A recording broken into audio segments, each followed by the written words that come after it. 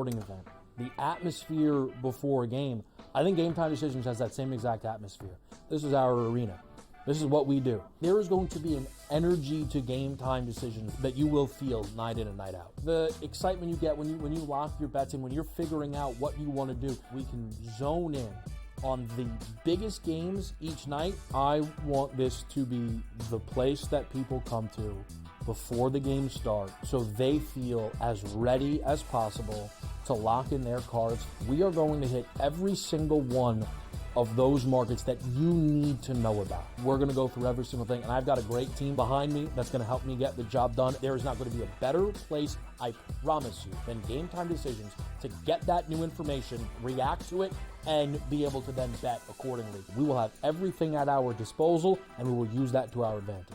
I'm Kevin Walsh. Tune into Game Time Decisions from 6 to 8 p.m. Eastern on SportsGrid.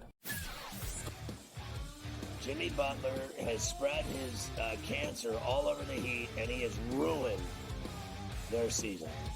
I do believe they'll never recover from this disastrous guy that is, purged on him. I mean, he's ruined. Like, they don't matter anymore at all. Like, I watched them play last night. They suck. Pharrell, Coast to Coast, only on SportsGrid. You know, they have a lot of hopes, and they thought last year they were turning the corner. Even early this year they start turning the corner, and then you lose 13 games in a row. Edmonton chipped away, got a late goal, won the game 4-3. I felt like they dominated the third period. They moved the puck on that power play. It was an exceptional hockey game. It went over the total. Only on SportsGrid.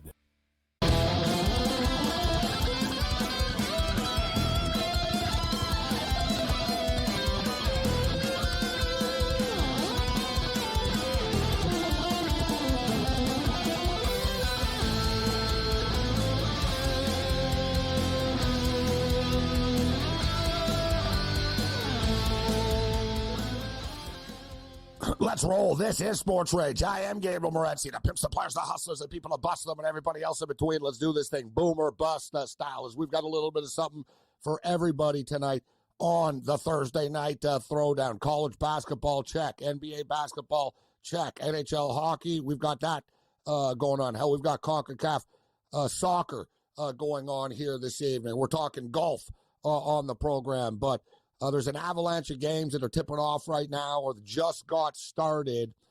USC and Purdue. We got another close one. And we've had double overtime games tonight. Creighton survives a big-time scare from DePaul. There's been upsets. We'll get you caught to date, but let's focus in on what's going off the board and what's on the board right now. Purdue, 35-35 with the USC Trojans. In-game numbers, 148.5 right now. As somebody that's got the over 150 in this game, I don't have a problem if you want to jump in on the over 148.5. They're at the half right now, so you got a couple of minutes. We're tied. USC have been up for most of the half. Purdue have chipped away, and now we got a tied basketball game. I would expect Purdue to step it up in the second half. They have a home state advantage going on here. They're laying 4.5 in game right now. USC have shown something down the stretch. You know, they had a terrible year, but you know, when look at DePaul, right? Like teams when they get against it and everything is on the line, man, they play a lot better sometimes when they know this is our last game of the season if we lose. And USC are giving the Boilers all that they can handle right now. But I like the in-game over 148.5. I got Purdue at the back end of some money line parlays here, so I'm expecting this to kind of be somewhat stressful. I don't think it's going to be easy, but at the same point in time, USC are like punching over their weight here. I think eventually it's going to catch up to them. They were hitting a lot of shots early. I would expect Purdue to cover this number at 4.5 in game right now. I like the over 148.5. Clemson and SMU are in action right now. If you want to call it action, it is a competitive game. It's not the most entertaining game. There's 7:53 left in the first half, and SMU have 10 points. Right? You figure, oh, boy, Clemson must be smoking them. No, Clemson, it's a football game. It's 17-10 with 7:53 left. 17-10. In-game total, 127.5. Clemson now laying 8.5. I like Clemson in this game. I thought Clemson was going to win. I got Clemson in moneyline parlays. Basically, let's roll off what I've got. Oklahoma and Kentucky are coming up. They're going off the board, but these are the plays that we put in that are coming up for you. I'm all over the place here. We've got a Clemson and a UConn moneyline parlay. I've got over 137 in Nevada and Colorado State. And what's this in-game right now? Doesn't look good. It's a little lower scoring. It's 129.5. Got to believe this game picks up. The second half has just started right now. We took Oklahoma plus the points against Kentucky. Watching these tournaments, and I've sort of caught on to something, if you'll notice, like the Texas Longhorns are a good example. And Oklahoma and Texas are very equal. I think Texas are probably a little better, but, they're equal, right? They play each other. It's close. They had basically the same records. But you see these teams in these tournaments, they win that first game. It's kind of a pick 'em or whatnot. Oh, it's a big game for Texas. They get it done. And when teams get a little bit of confidence and they're playing the next day, it can continue. We saw it with DePaul, right? DePaul got the win last night against Georgetown. Man, they nearly pulled it off tonight against Creighton. But they wouldn't have won the next game. Teams hit the wall night 3, essentially. When you get to the third game in 3 days, it starts to get tough for these teams. You can get away with it for the first couple of games, but it gets tougher as it goes on. So the Oklahoma Sooners are sort of in this spot right now, right? They're on the bubble. They got that win. They're playing good basketball. Kentucky hasn't played yet.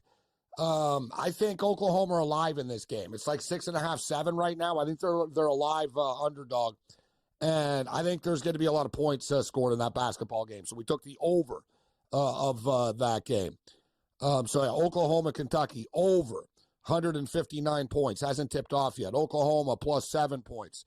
Arizona and Kansas has tipped off, and Rock Chalk Jayhawk are looking good early.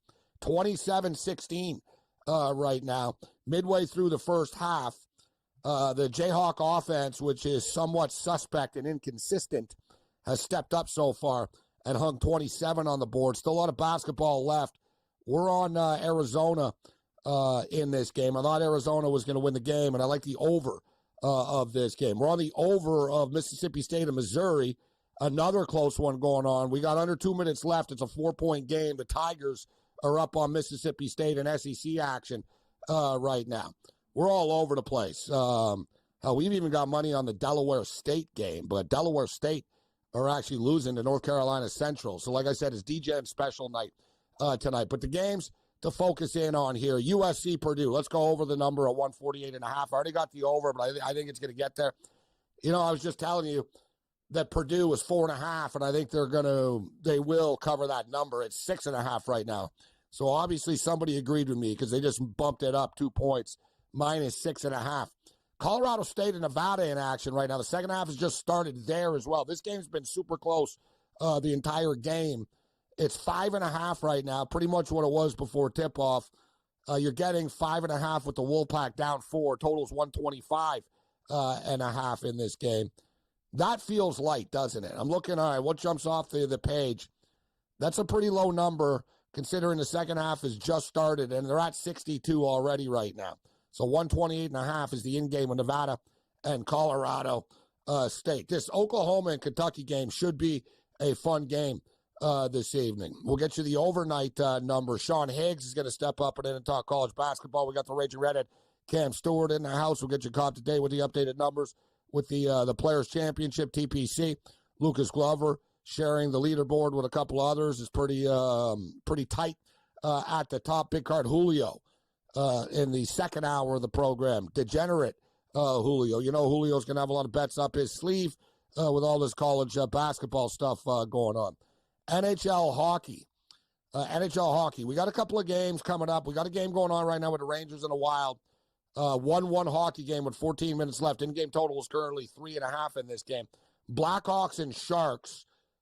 They dropped the puck in about 20 minutes in this game. So we'll hit this on the other side with the Raging Redhead Cam Stewart. Ovechkin's Wayne Gretzky chase continues. And ironically enough, he's playing against one of Gretzky's former teams, the Los Angeles Kings, tonight. Interesting matchup this evening at the Crypt. The Kings are minus 135 favorites. The Capitals are plus 115. In that Chicago-San Jose game, You've got the last two number one picks in the NHL draft going head to head. You got to believe that one of them is going to score tonight. And you also got to believe as well that, and there's not really like a rivalry between the two of them. They know each other. They're from the same part of Vancouver. But Connor Bedard came in with more hype than Celebrini, right?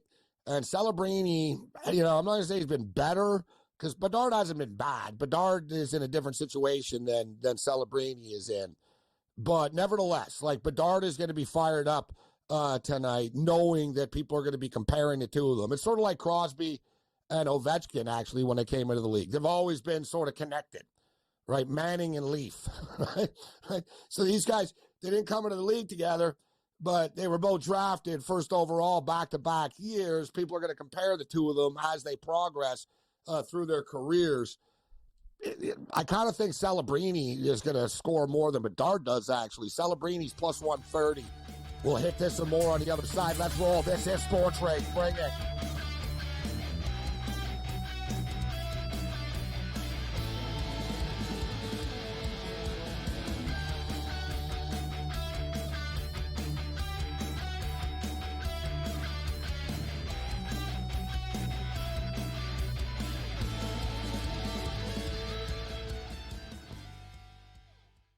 So my team didn't win this weekend, but I still did with this app that's taking over the game. Sports Millions Pick'em lets you make quick and easy predictions. Pick your favorite players, go higher or lower, and you can still win big even if your team loses. Plus, the multiplier is insane. With just a few picks, you can win big money. So get on it. They've got a welcome bonus to help you start off your winning streak.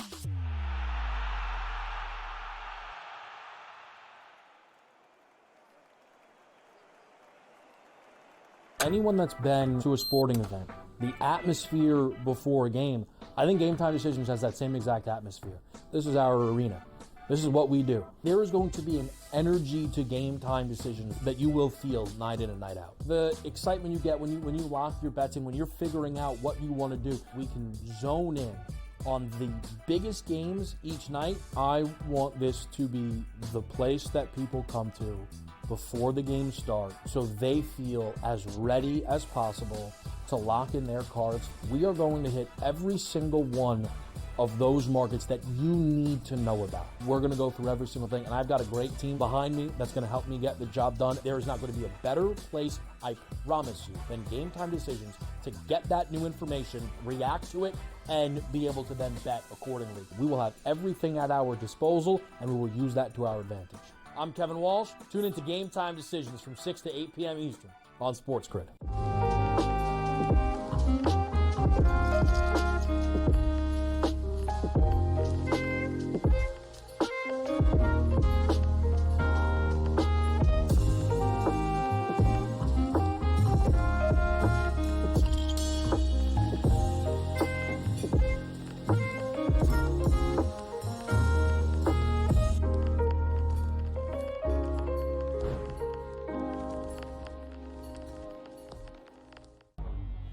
Two guys that can do it all. Too much electricity this morning. This is a good time. We're having a lot of fun. I had to do a triple take. Ka-ching!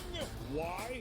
Because of parity. I didn't mean to offend. Yeah, it's not going to happen. Load management is a dirty word. Let him rip. You know what? Circumstances provide the results. What? How do you do this one? Oh, Donnie, you got such a good show there. A network that is booming. The Early Line, only on SportsGrid.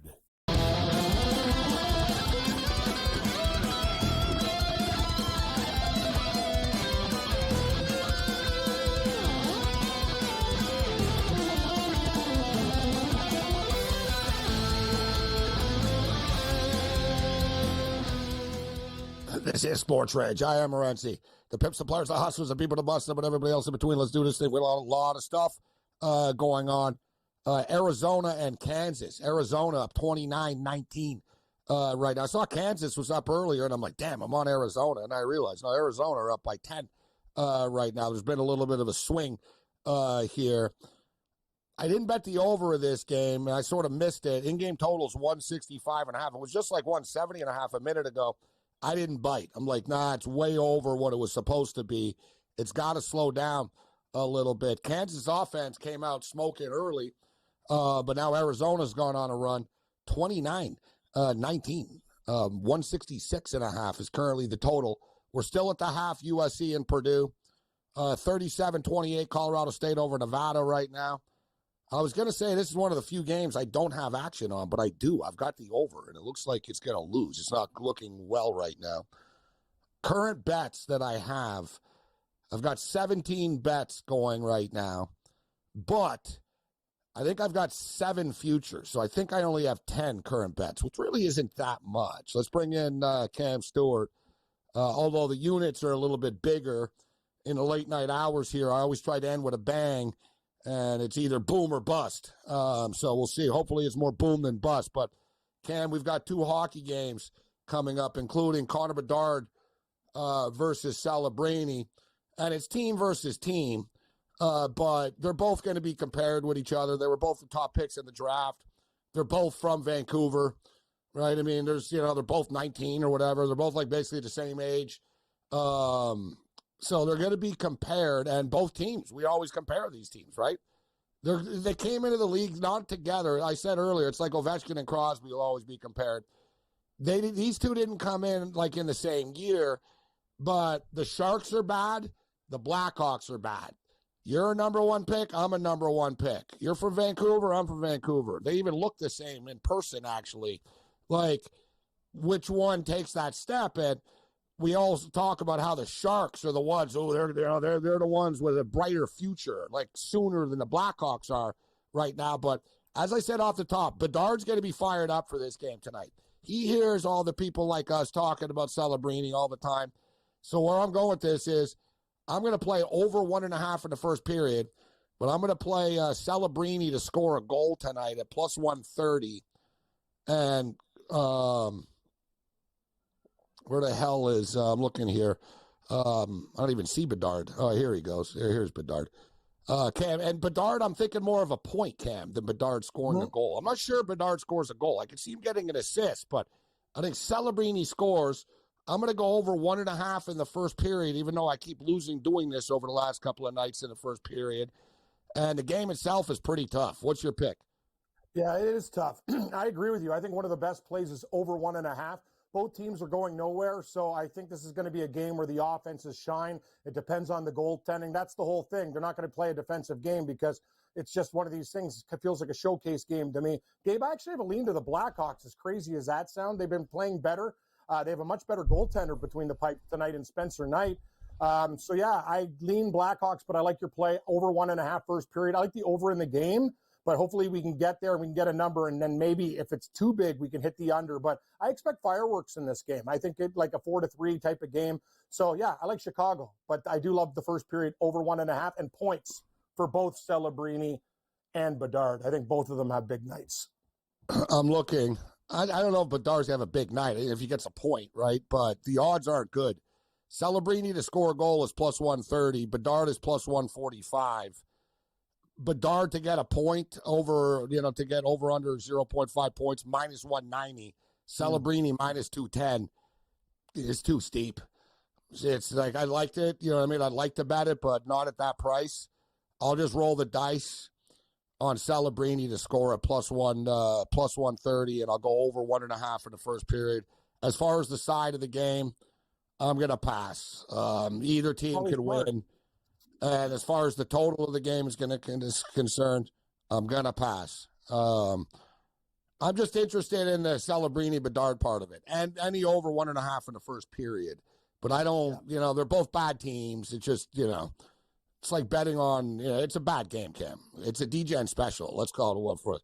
I don't know. Maybe in 5 years, if I was the announcer, I'd go, this is a Stanley Cup Western Conference Final preview, semifinals. In 5 years, they'll be meeting. Right, like sort of now. And then we'll go, hey, remember 5 years ago we bet that game when they sucked. But tough game. Gabe. I like the over 6. I thought it's 6.5, but on our the site that we both bet on, I see a 6, and it's not. It's only 20 cents a juice. So yes, over 1.5, over 6 in the game, and I'll take the Chicago Blackhawks plus 1.5. Hey, what's ever stopped us before? We're betting on the Cal Poly slow game tonight, so yeah, we might as well bet on a Blackhawks Sharks game. Other hockey game, I'm not sure if you have action on it. They're both going off at the same time. I like the Kings laying 35 cents. Yeah, I'm looking at a sports book right now. It's not listed in the rotation. I'm like, what am I, crazy? They just didn't have Bedard for a minute. I'm like, what am I, like, was he not playing? And now I'm like, the Kings and Capitals are coming up, but in the rotation, it's not on the board right now. Did they put it in the live category? No, it's not on the live category either. So, yeah, they're in L.A. tonight. Big-time stuff. They're fired up. I can tell you this, too. I saw that the Bernstein dude that goes on Pharrell show. I like that guy. He reminds me of Christopher Walken.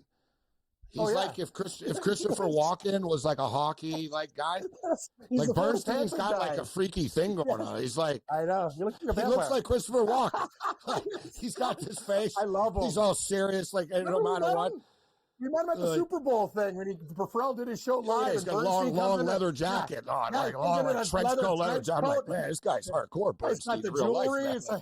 Who is this guy, Dracula? Yeah, but he's awesome. He writes and he's a Florida Panther, real blockhead. I like that guy too. He's cool. He covers the LA Kings, but so as I said, he was at the game. He's at the game tonight. I saw him post. It's Fan Fest tonight for the LA Kings. Cool.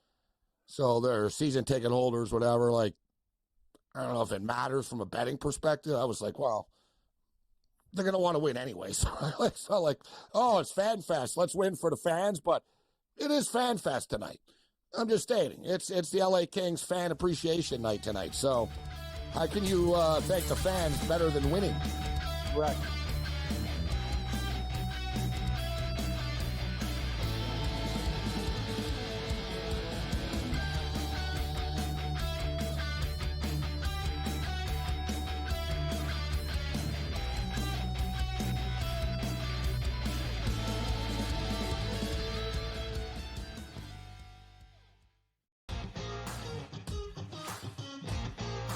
It's made every match so much more enjoyable to watch because you don't get the stinkers, right? Right. It goes back to these guys being smart. They figured out that if I've got the hammer in my back pocket and I don't relinquish it, we can just play them straight up and win. They figured that out. So it's like, all right, now credit to the people at TGL. Like, no, we need to fix this because the hammer can change the match. And since we fixed it, you're not out of it. The Smiley Show, only on SportsGrid. There is going to be an energy to game time decisions that you will feel night in and night out. We're going to go through every single thing, and I've got a great team behind me that's going to help me get the job done. I want this to be the place that people come to. We are going to hit every single one of those markets that you need to know about. There is not going to be a better place, I promise you, than Game Time Decisions. We will have everything at our disposal, and we will use that to our advantage. I'm Kevin Walsh. Tune into Game Time Decisions from 6 to 8 p.m. Eastern on SportsGrid.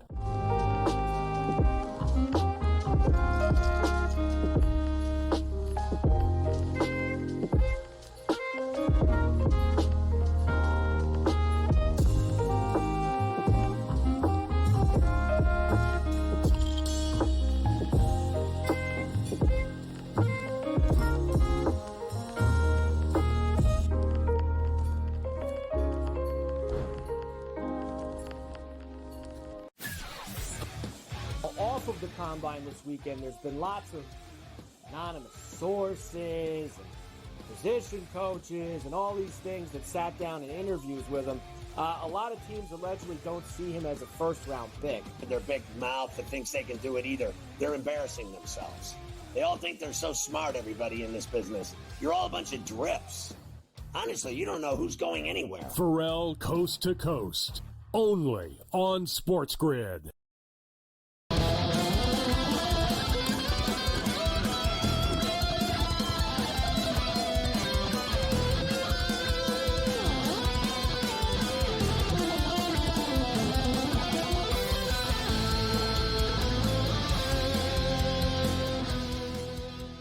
This is SportsRage. I am Morency. Let's do a quick check here of the scores. We'll bring Sean Higgs in a second. 43-42 for Purdue. 17 minutes left. I got the over. I told you guys I like the over 148.5 at the half. It's up to 153.5 right now. I'm on Purdue on the back end of a moneyline parlay to close out. So let's go Boilers. I do expect them to pull away, and I do think the game's going to go over even the 153.5 that's set right now. Nevada are hanging around. Colorado State had been up by like 4 all night. I wanted to take Nevada. I didn't. I took over 137. I'm going to lose. It's 120.5 right now. SMU and Clemson. Thank God I didn't bet the total of this game. If I did, I should have bet the under. 25-23. I'm watching this game. It's a slugfest going on here. Oklahoma and Kentucky haven't started yet. Nova and UConn just did. What do I got in this one? Oh, I got UConn moneyline parlay with Clemson in this one. Let's bring in Mr. Sean Higgs right now. Sean, what do you think about these games going off the board right now? Villanova, UConn, and Oklahoma and Kentucky. I was listening earlier. I do like Oklahoma. I didn't pull the trigger on them. Nova, UConn, man, you think UConn's – I hate saying teams like turn it on during the tournament stuff, but they got the pedigree. I could see them making a little noise here, although I do like the under tonight in this game for them. I almost pulled the trigger here just now. You're talking about Purdue because I like Purdue.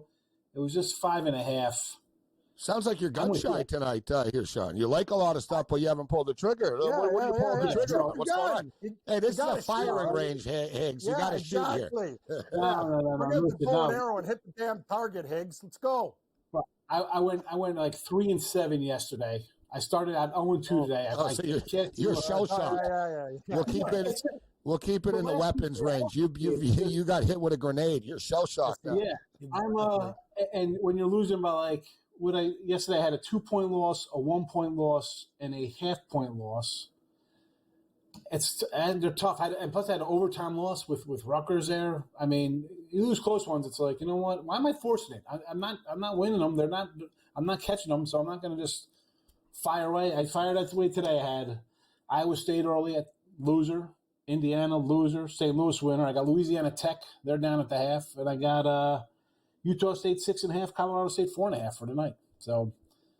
Sounds like you're struggling a little bit here. So you're due for a bounce back, or should we just fade you? I'm not going to just jump in just because it's tournament. I got to play it. No, I don't.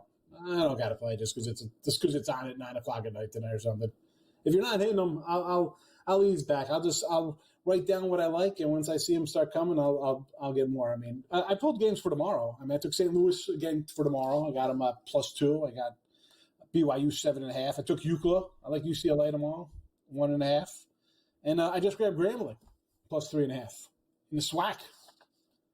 Yeah, there's a full slate. The games start. There's a lot of interesting matchups tomorrow. I think at 11:30 in the MAC. You got to think Akron Toledo go at it 11:30 in the morning. I've been attacking this. I've been attacking these games with a reckless abandon, and like you said, though, Sean, it's a roller coaster. Like I tweeted the other day, like I won 8 bets in a row. Like literally, I was like, man, I'm winning a lot here. And I counted, I looked, and I'm like, oh wow, that's 8 in a row I've won. And literally, bro, like an hour later, I lost 5 in a row. I literally lost 5 in a row. I was like, damn. You're doing stuff like that. Like I'm not. I'm like, I get them, and that's. Yeah, but the thing is, I got to. But you accept it. You accept it, though. That's my whole point. Like, I knew, like, I was winning by half a point one day earlier this week. I got freaking lucky. Like, I had +1.5. I lost by 1. I needed to go to overtime to get an over. I got double overtime and it went over, and only because it went to double overtime. Like, I was lucky. And then, boom, the next day I wasn't. Right? It was the exact opposite. I was like, damn, I just lost by half a point. I lost because of this call or this or that. It was like, it was frustrating. And I said, all right, forget about it. Just go again. And it's like a boxing match. You know, Cam knows what I'm talking about. You just got to slug back and forth. Yeah. I don't get down about it. Doesn't sound like you're ready for March Madness, Sean. We got to toughen you up. Like, you're gun shy. We're like, toughen you up. The last 2 weeks, 35 and 45. Straight sides and totals, no in game. That's just full game stuff. So it's like, I had 9 games decided between a half point and 2 points that I lost. Come on, that's rough. That's it's a cold world. All right, so on the other side, we'll hit this on the other side. UNLV and Utah State coming up right here. Still like an hour for this game, actually.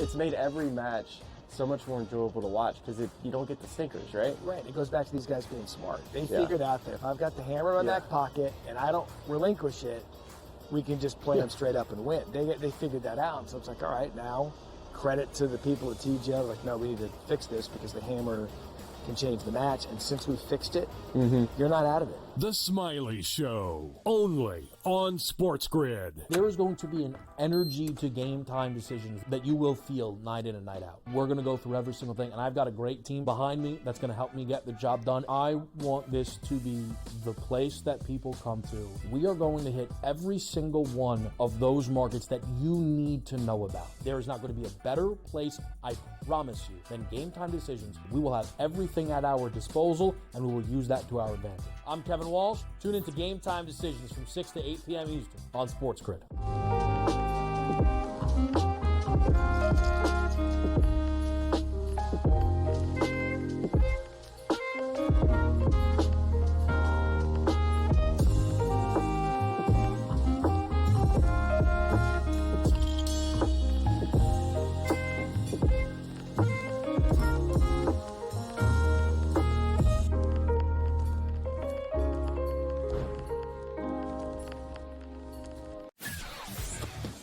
Off of the combine this weekend, there's been lots of anonymous sources and position coaches and all these things that sat down in interviews with him. A lot of teams allegedly don't see him as a first-round pick. Their big mouth that thinks they can do it either. They're embarrassing themselves. They all think they're so smart, everybody in this business. You're all a bunch of drips. Honestly, you don't know who's going anywhere. Pharrell Coast to Coast, only on SportsGrid.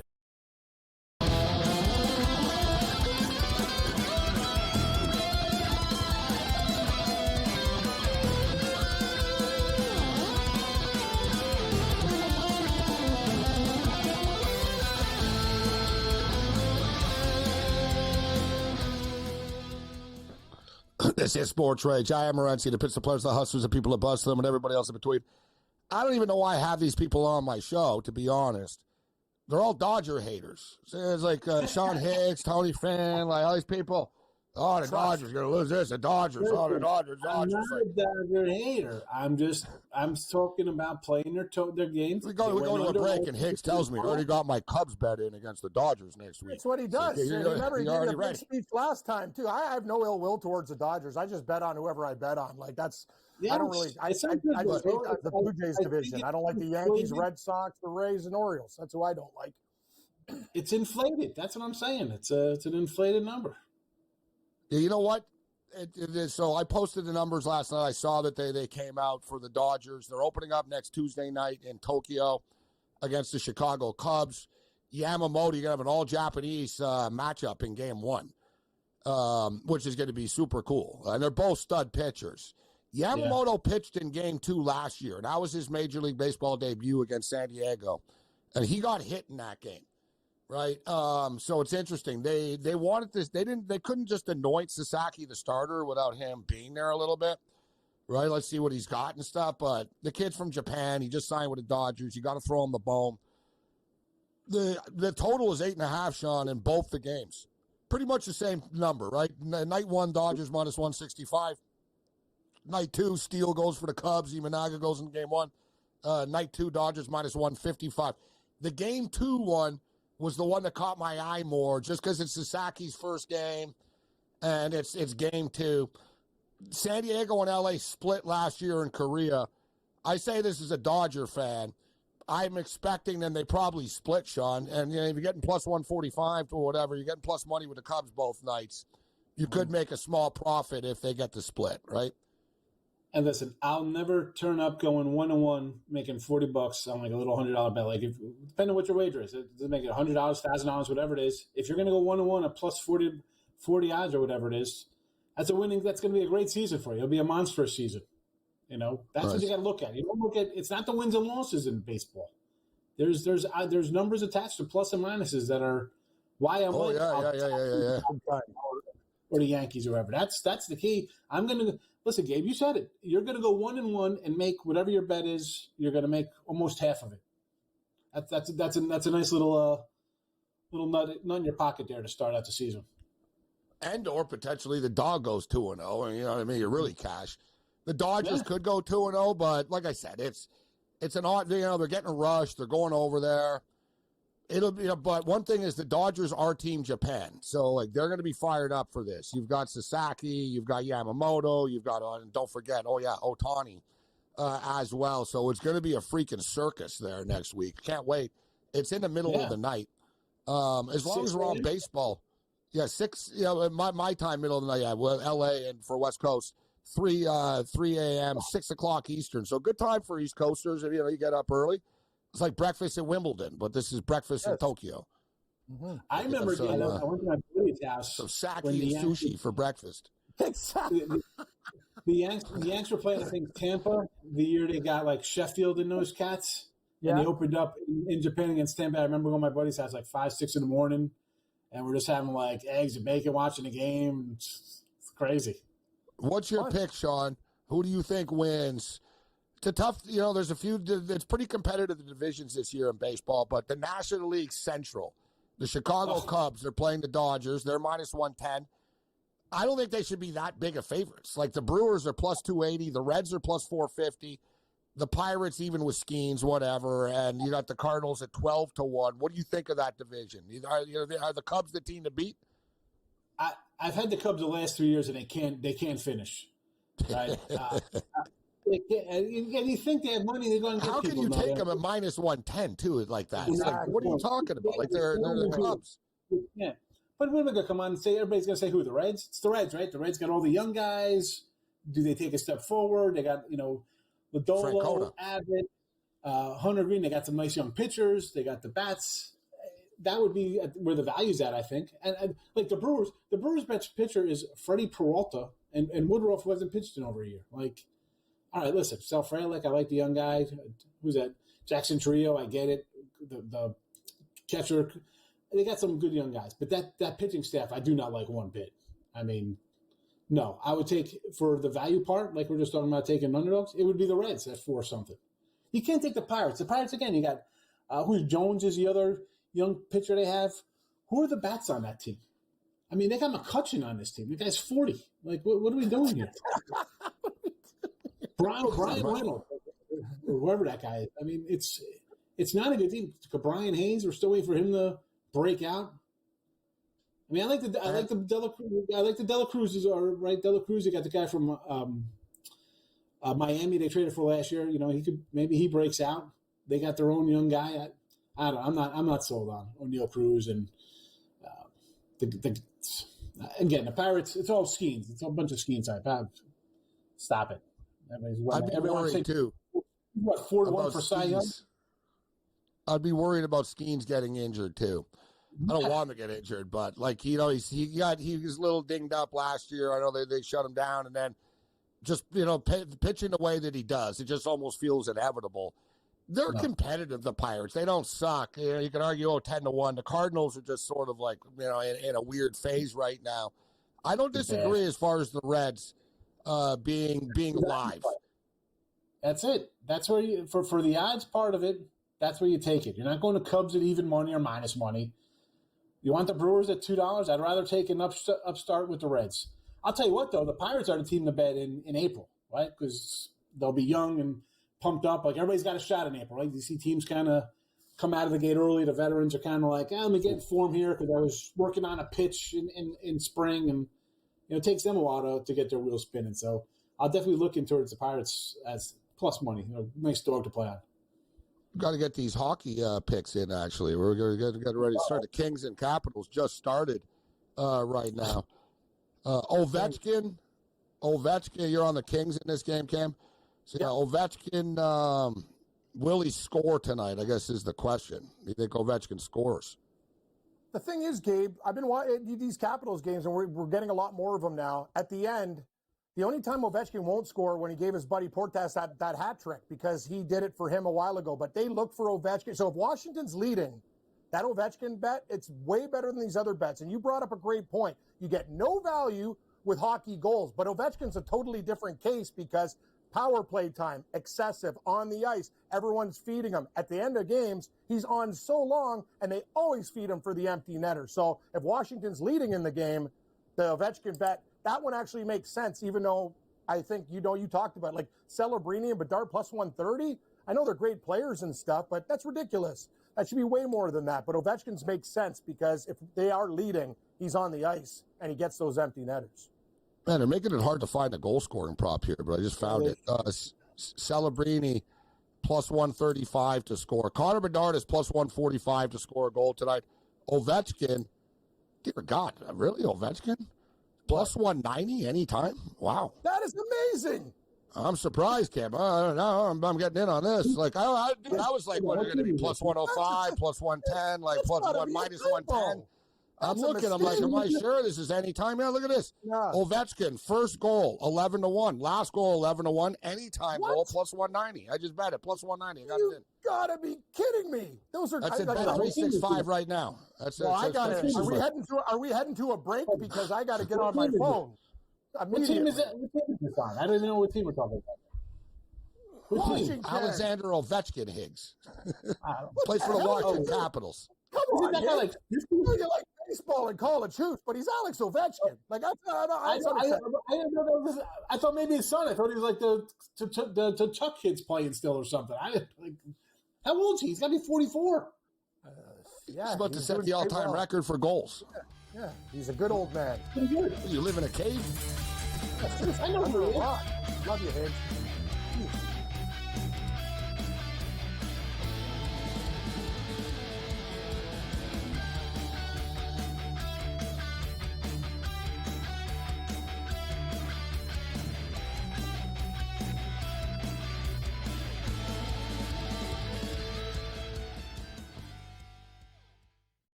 It's made every match so much more enjoyable to watch because you don't get the stinkers, right? Right. It goes back to these guys being smart. They figured out that if I've got the hammer in my back pocket and I don't relinquish it, we can just play them straight up and win. They figured that out. So it's like, all right, now credit to the people at TGL. Like, no, we need to fix this because the hammer can change the match. And since we fixed it, you're not out of it. The Smiley Show, only on SportsGrid. There is going to be an energy to game time decisions that you will feel night in and night out. We're going to go through every single thing, and I've got a great team behind me that's going to help me get the job done. I want this to be the place that people come to. We are going to hit every single one of those markets that you need to know about. There is not going to be a better place, I promise you, than game time decisions. We will have everything at our disposal, and we will use that to our advantage. I'm Kevin Walsh. Tune into Game Time Decisions from 6 to 8 p.m. Eastern on SportsGrid.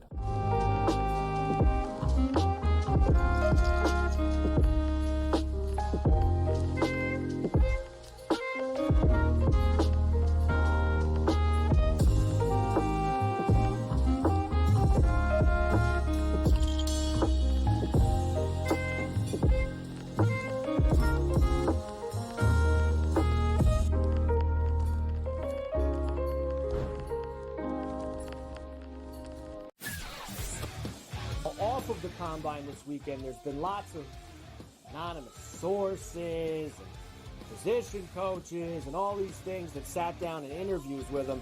A lot of teams allegedly don't see him as a first-round pick. Their big mouth that thinks they can do it either. They're embarrassing themselves. They all think they're so smart, everybody in this business. You're all a bunch of drips. Honestly, you don't know who's going anywhere. Pharrell Coast to Coast, only on SportsGrid.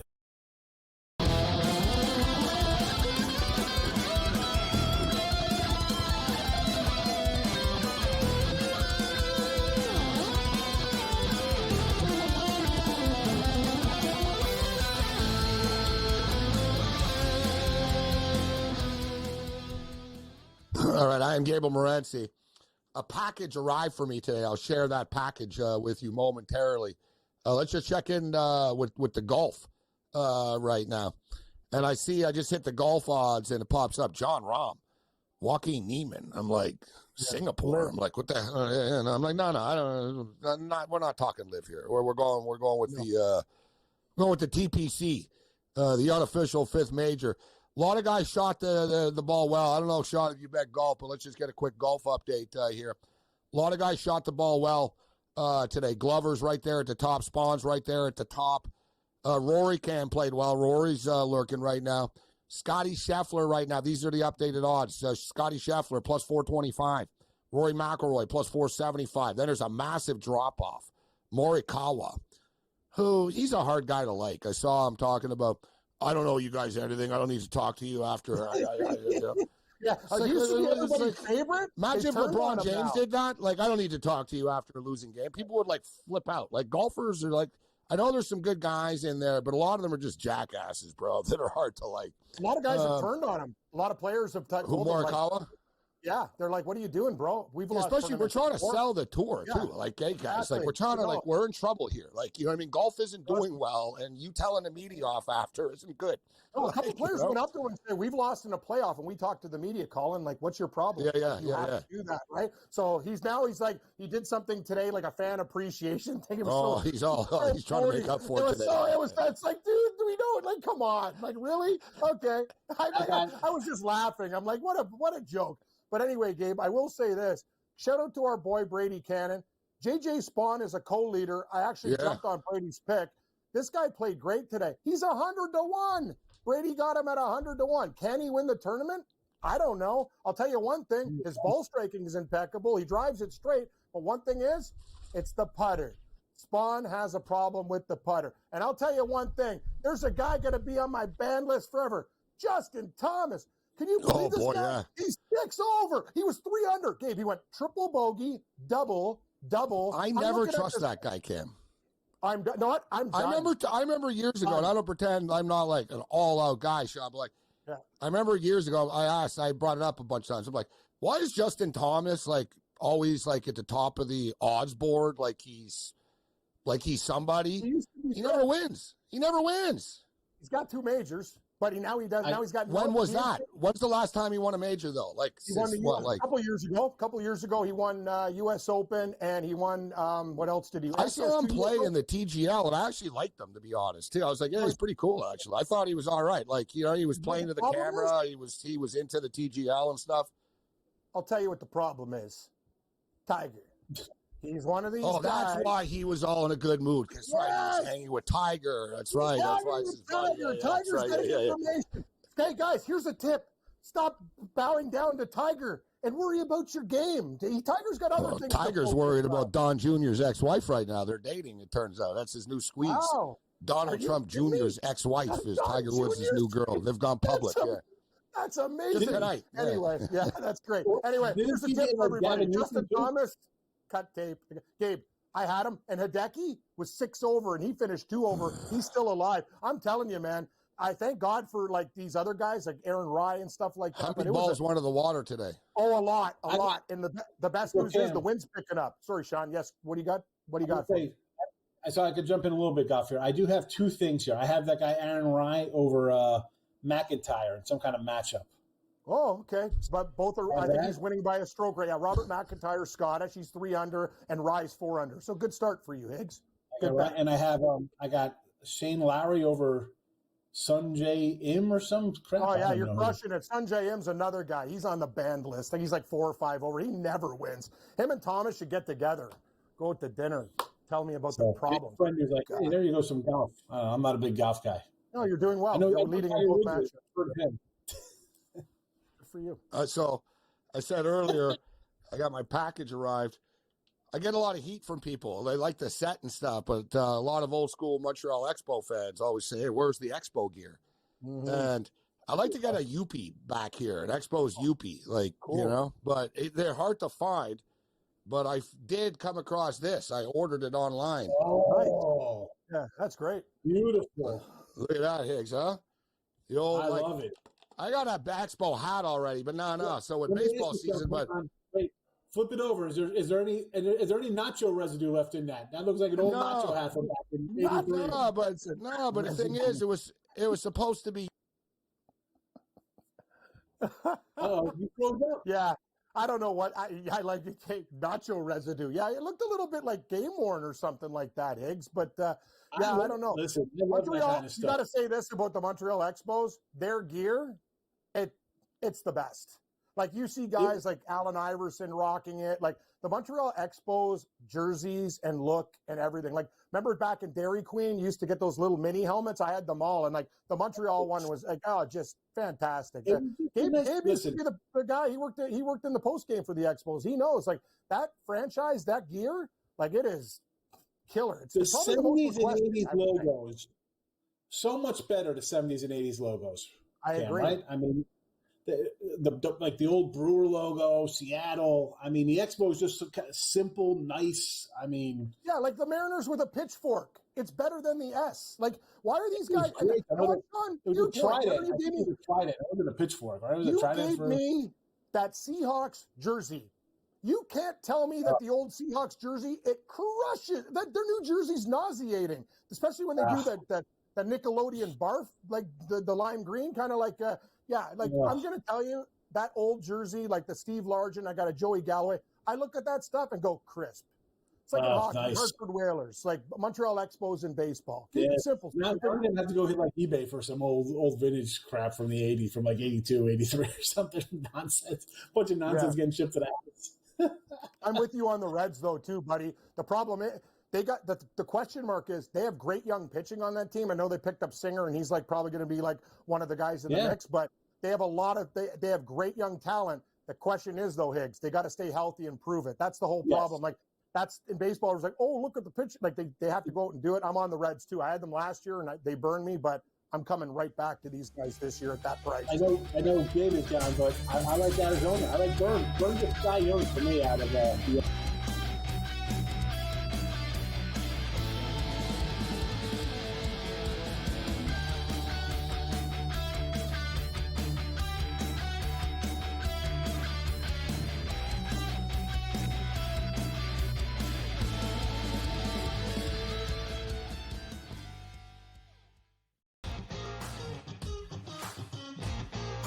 It's made every match so much more enjoyable to watch because you don't get the stinkers, right? Right. It goes back to these guys being smart. They figured out that if I've got the hammer in my back pocket and I don't relinquish it, we can just play them straight up and win. They figured that out. So it's like, all right, now credit to the people at TGL. Like, no, we need to fix this because the hammer can change the match. And since we fixed it, you're not out of it. The Smiley Show, only on SportsGrid. There is going to be an energy to game time decisions that you will feel night in and night out. We're going to go through every single thing, and I've got a great team behind me that's going to help me get the job done. I want this to be the place that people come to. We are going to hit every single one of those markets that you need to know about. There is not going to be a better place, I promise you, than game time decisions. We will have everything at our disposal, and we will use that to our advantage. I'm Kevin Walsh. Tune into Game Time Decisions from 6 to 8 p.m. Eastern on SportsGrid.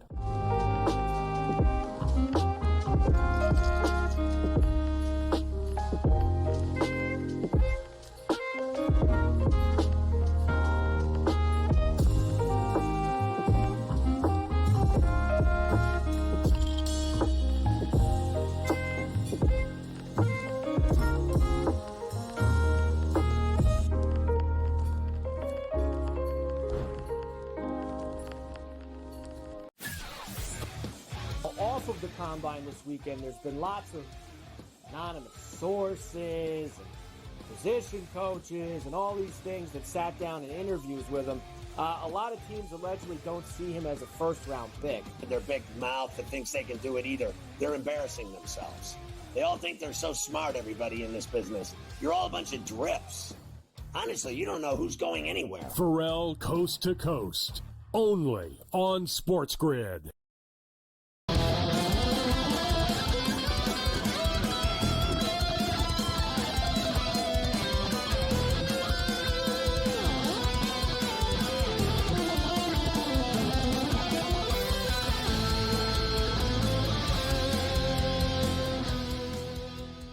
Hey, we're back. All right, let's roll. This is SportsRage. I am Morency. See, I wanted to show, so as I was saying, I found it on eBay, and there were a bunch of them that were used and stuff, but this dude's like brand new, except you're going to like this, Higgs and Cam, but Higgs, you seem to be a big fan of these old school helmets. Yeah. So the Expo one is nice. It's going to look great right here. I'm going to get this up baseball season. You know what I mean? Going to get some helmets up. I already got the Dodgers one, but This one actually does appear to be new for real, I think. And I had this one when I was a kid, and I was stoked to see. And this guy was selling 3 of them at once. He was like, yeah, 3 helmets for once, $60 or like $20 each or whatever. 3 teams. And this is a badass one. Look at that old Astro. Oh, nice. This is a sweet bad boy, this one. I loved this one when I was a kid. I remember I bought it for $5 at the stadium. You know, it looks like it's Mariners pitchfork. Me and Higgs were talking about that helmet rocks. The old Mariner pitchfork, another winner. That's a real helmet. It's going to look real sweet up here like this, too. So we got the Astros, and there's one more that came with it. It'll be good for next week. We were just talking about it. I'll be ready for my set. Will be good for the opening season. That's a Cub. You got a Cubs hat? What's wrong with you? I thought you were a Dodger fan. Oh, look at that. You get what you can get. 3 for 1, you get 3. Yeah, it was a package of 3, and it was good for the show. And I got no beef with the Cubs as a Dodger fan. What the hell do I care about the Cubs? Yeah, that's a nice little. It looks good. I'm not good. The only team. Come on. I have Yankee stuff. I have the Yankee Dodger sort of program, but I'm thinking what team. I wouldn't put a Washington National thing up there. No, I couldn't. Like I wouldn't. There's a few. That's like the only team, and I don't really hate the Nationals, but I wouldn't represent them. Yeah, no. You have to put the Expos helmet. You can't put the Nationals helmet up there. Yeah, exactly. All right, this is for you, Higgs, the number 1 Chicago Bear hater in America. Let's roll it. Best of X. So this is great. New head coach Ben Johnson. Ben Johnson's been coach of the Chicago Bears for 49 days. He hasn't coached a game yet. Look how much he's aged as being a head coach in the NFL. God, that's horrible. That's Cam from today. That's literally from today compared to the day he was hired 49 days ago. Look how his life has changed. Businessman to Dexter in the 49 days.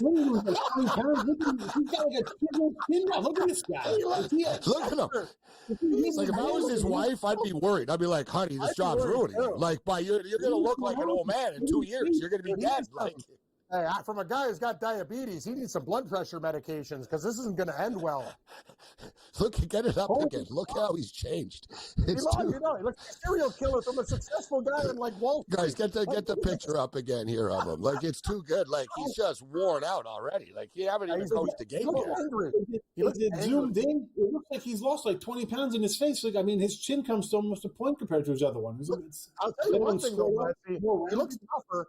Like left guy looks like, hey, everybody, you want to get in my investment scheme? And the new guy on the right's like, I'm going to punch you in the teeth. Yeah, but I understand he's coming from Detroit. It's not like Chicago toughening him up. Like, what the hell is Chicago doing to him? I don't know. I don't know, man. You know what? That's the big difference of when you're a coordinator in the offseason, you're playing golf. When you're the head coach, you're like, oh, God, someone just got pulled over by the cops. He's got arrested. Oh, like, oh. The Bears this year. We got 2 goals. We win the hockey. I think the Bears contend this year in that division. I'm not sold on Detroit losing everybody they lost. Minnesota, Aaron Rodgers going to quarterback those guys? J.J. McCarthy, maybe? That's why we're talking about Aaron Rodgers. Well, whatever. I kind of like the Bears to take a step forward here. Maybe. Oh, so this year you're saying you're pro Bear, huh? You're on the. Yeah. I'm be pro Bear this year. Yes, I will. Listen, I told you after Super Bowl. They signed 2 badass offensive linemen too. They're stockpiling that offensive line. They are. If you can't keep your quarterback up, you're going to have a hard time winning. So that guy needs to stay upright if you want to win any games. Interesting. You were so down on the Bears last year, and you were right, and now you're on the Bears. Interesting. Again, you got to look at what it was last year. Now they have a real head coach. They got some offensive line. And all around them, the pieces around them are falling. Detroit's not as good. Green Bay's the same. But the Vikings, I don't know which quarterback. We don't have a rookie quarterback on the Vikings. They won 14 games and they got rid of the quarterback for last year. They're going to be better this year? Get the hell out of here. No. J.J. McCarthy. It's not even the same McCarthy. J.J. McCarthy is better than Sam Darnold. They'll be fine. I think so, we'll too. See. I'll tell you what. Chargers. Look at their faces. They're different people. This is the trick. Chargers over the Chiefs.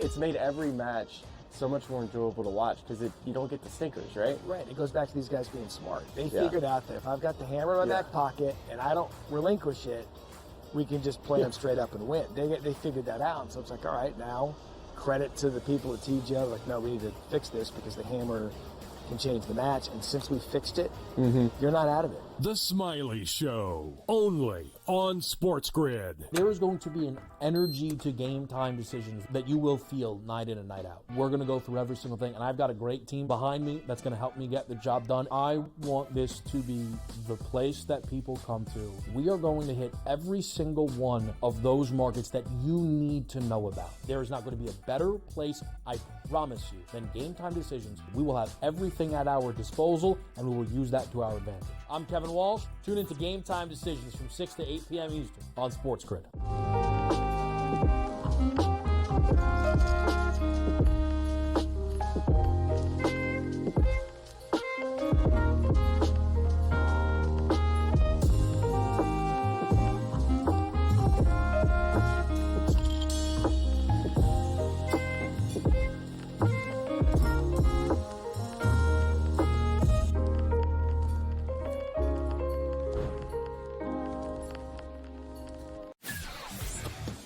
Off of the combine this weekend, there's been lots of anonymous sources and position coaches and all these things that sat down in interviews with him. A lot of teams allegedly don't see him as a first-round pick. Their big mouth that thinks they can do it either. They're embarrassing themselves. They all think they're so smart, everybody in this business. You're all a bunch of drips. Honestly, you don't know who's going anywhere. Pharrell Coast to Coast, only on SportsGrid.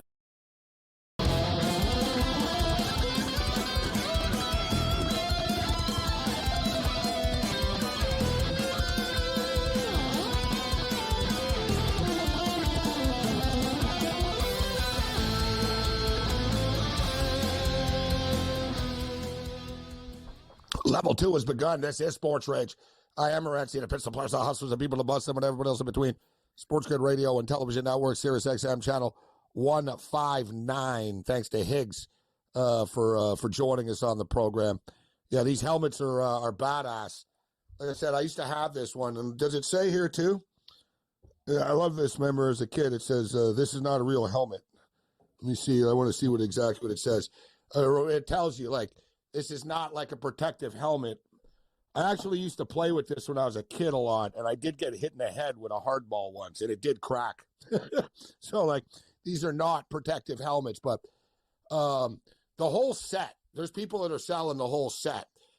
It's like $900 or something. It's a little bit much to get every team. They have the little mini ones as well. George Kurt steps up and George is a big Astro fan, I know. Yeah. How you doing, George? How's life? Tricky question, Cam, because you realize the Yankees are one Aaron Judge injury away from oblivion, right? And then I got the Dallas Cowboys. I got DeMarcus Lawrence and Micah Parsons are fighting. And then I got the Islanders and Lou Lamoriello, who's making me miss Garth Snow. And by the way, I love these new hats they've got going on here. The what was it? I know you were talking about the Asa hat the other day with the Oakland A's, the Anals, the Ragers they have there, and a couple others. George, I wish I had them all. I would actually wear them. The Tetas hat is it's going for $990 online. Right wow, I wish I got one. Probably not going to buy that one. I don't they want pulled it. Much. Have they pulled the ass hat yet? I got to get that. Not as of yesterday. No, I know. It's amazing that they didn't analyze all of them. Like they're doing this one at a time. They're like, oh, that means breast in another word in Spanish. That's not. That's the one that's like, come on, man. Like, you know, how does that happen? It says ASS. How do you miss that? My daughter saw that and said, that doesn't look right. You know, I was like, what is going on? I mean, where's the QA department here? I mean, how does it get passed? I want to go on the website right now, but I'm scared everything's going to crash. But can you still get the ass hat? Because if it is one of those deals, almost like an investment. You know what I mean? Like you can sell these online. Like they're hot property. Like the anal hat is a big one. They pulled that one fast. They pulled the anal hat first. That was like the first one to go. Yes. For the Angels, they it says ANAELS, and it looks out here like it says anals. Like what like? So they pulled the anal hat. Yeah. Well, there is the term ass hat too. That's what makes the A's hat so good. It really literally is an ass hat. There's a couple others though that are kind of the Boston one too. You see that one, Bobon. Like it was. What does that mean? It really. Why is that bad? I don't know. No, it's not bad. It's stupid. Yeah. It's just dumb. Well, they're all stupid. They're ugly looking. They don't make any sense. Yeah, but why would it say Bobon if your boss like Bobon? I thought of Babano. I was like, stick another A or something in here. You got your own hat, Babano. Put it in Slurpee. Just add. Take it to like a Stitcher. Say, listen, I need you to add like Babano. So what is it? Bobon. So can you get another O? You know what I mean? Like, amazing. No, they're terrible hats. It was a terrible idea. Let me see. Are they still for sale? New era MLB hats. Remember last year they had the disaster with the with just the actual jerseys. Yeah, like all right, so here it is. MLB caps, new era. Are they proud of these? Let's see. No, they're not too proud of the hats. They're not on the front page of New Era's website. All right, new. Yeah, new. I want to see how much. I want to see if we can get an ass hat here. Yeah, grab a few if you can. Like that's a good investment. Yeah, they'll be worth some money, but they've already, I'm sure, like ordering them, and then by the time you order it, you'll get an email back saying, "Oh, we canceled the order due to it was offensive." Like there's certain, like the NFL, like you can customize your own jerseys, but they won't let you do certain words. So. You know what I mean? Like the leagues are slow with this stuff, but they're sort of on top of it. Speaking of jerseys, actually, go to the other best of X, Tommy. The Seattle Seahawks like to piss off their fans. You know, Kurtz, you're frustrated. At least you're not a Seahawk fan right now. Because if I was a Seahawk fan, I wouldn't like the way that they rolled this one out today. Do we have this one ready, guys? The best of X. All right, let's roll it.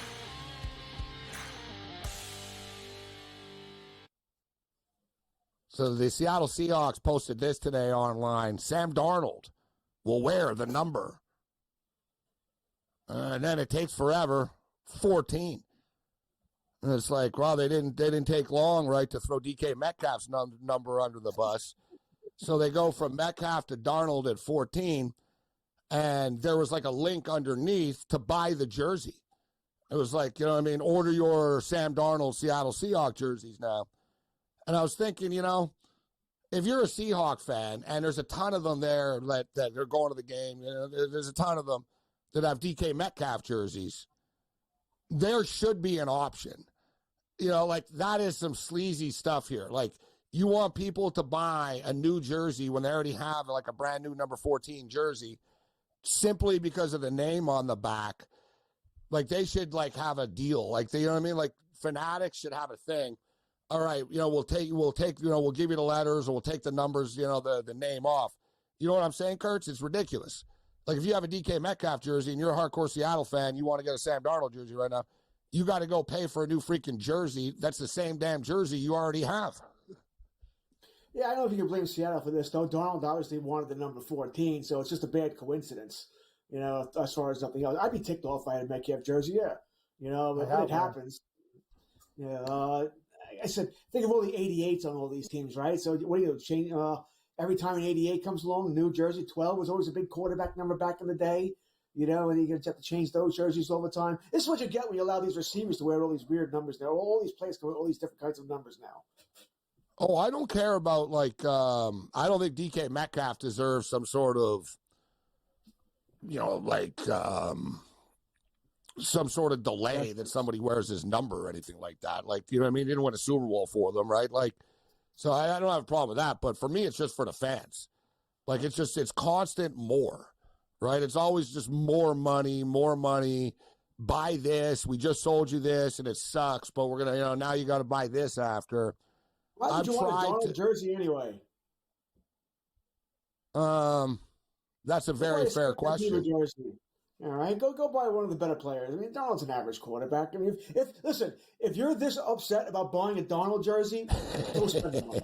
All right, I mean, we're not talking, Pat Mahomes went there.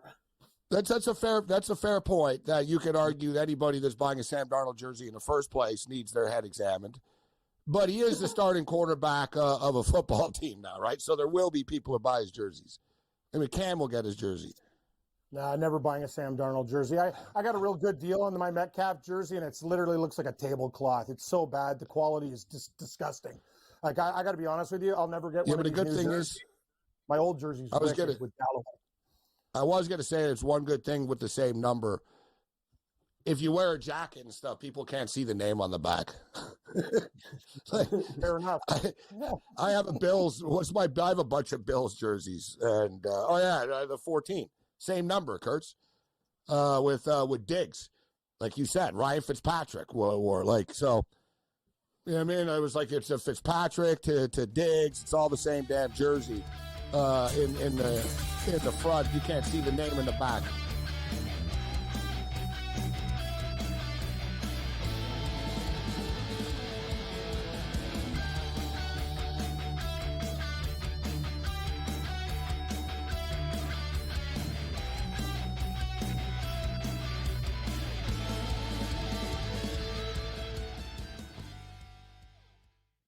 My team didn't win this weekend, but I still did with this app that's taking over the game. Sports Millions Pick'em lets you make quick and easy predictions. Pick your favorite players, go higher or lower, and you can still win big even if your team loses.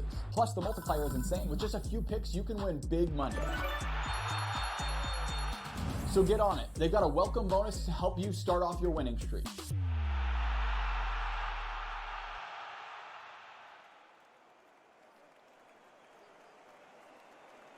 Anyone that's been to a sporting event, the atmosphere before a game, I think Game Time Decisions has that same exact atmosphere.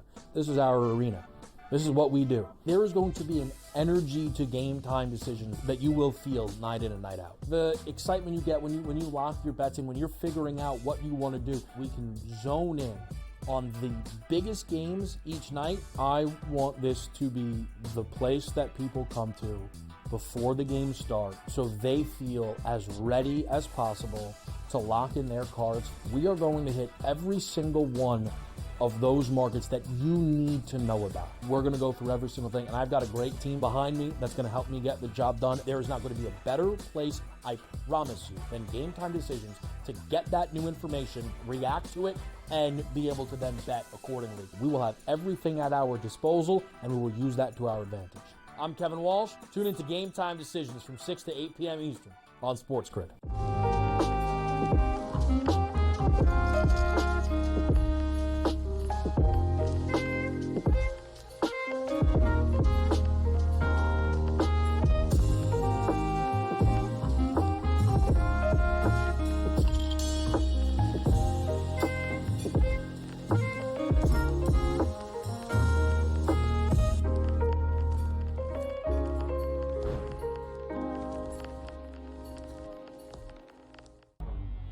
Two guys that can do it all. Too much electricity this morning. This is a good time. We're having a lot of fun. I had to do a triple take. Ka-ching!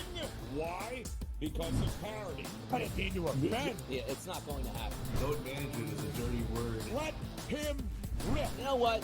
Circumstances provide the results. What? How do you do this one? Oh, Donnie, you got such a good show there. A network that is booming.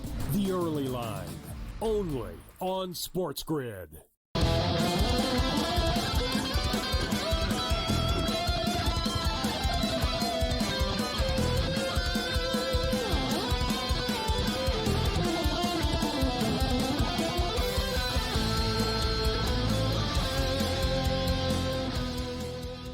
All right, 45-43 for SMU. There's 9.5 left in the game. It's super close. Clemson were up early. SMU were up. Now Clemson's coming back here. Looks like Clemson have a little bit of momentum. We'll see if they can keep this going.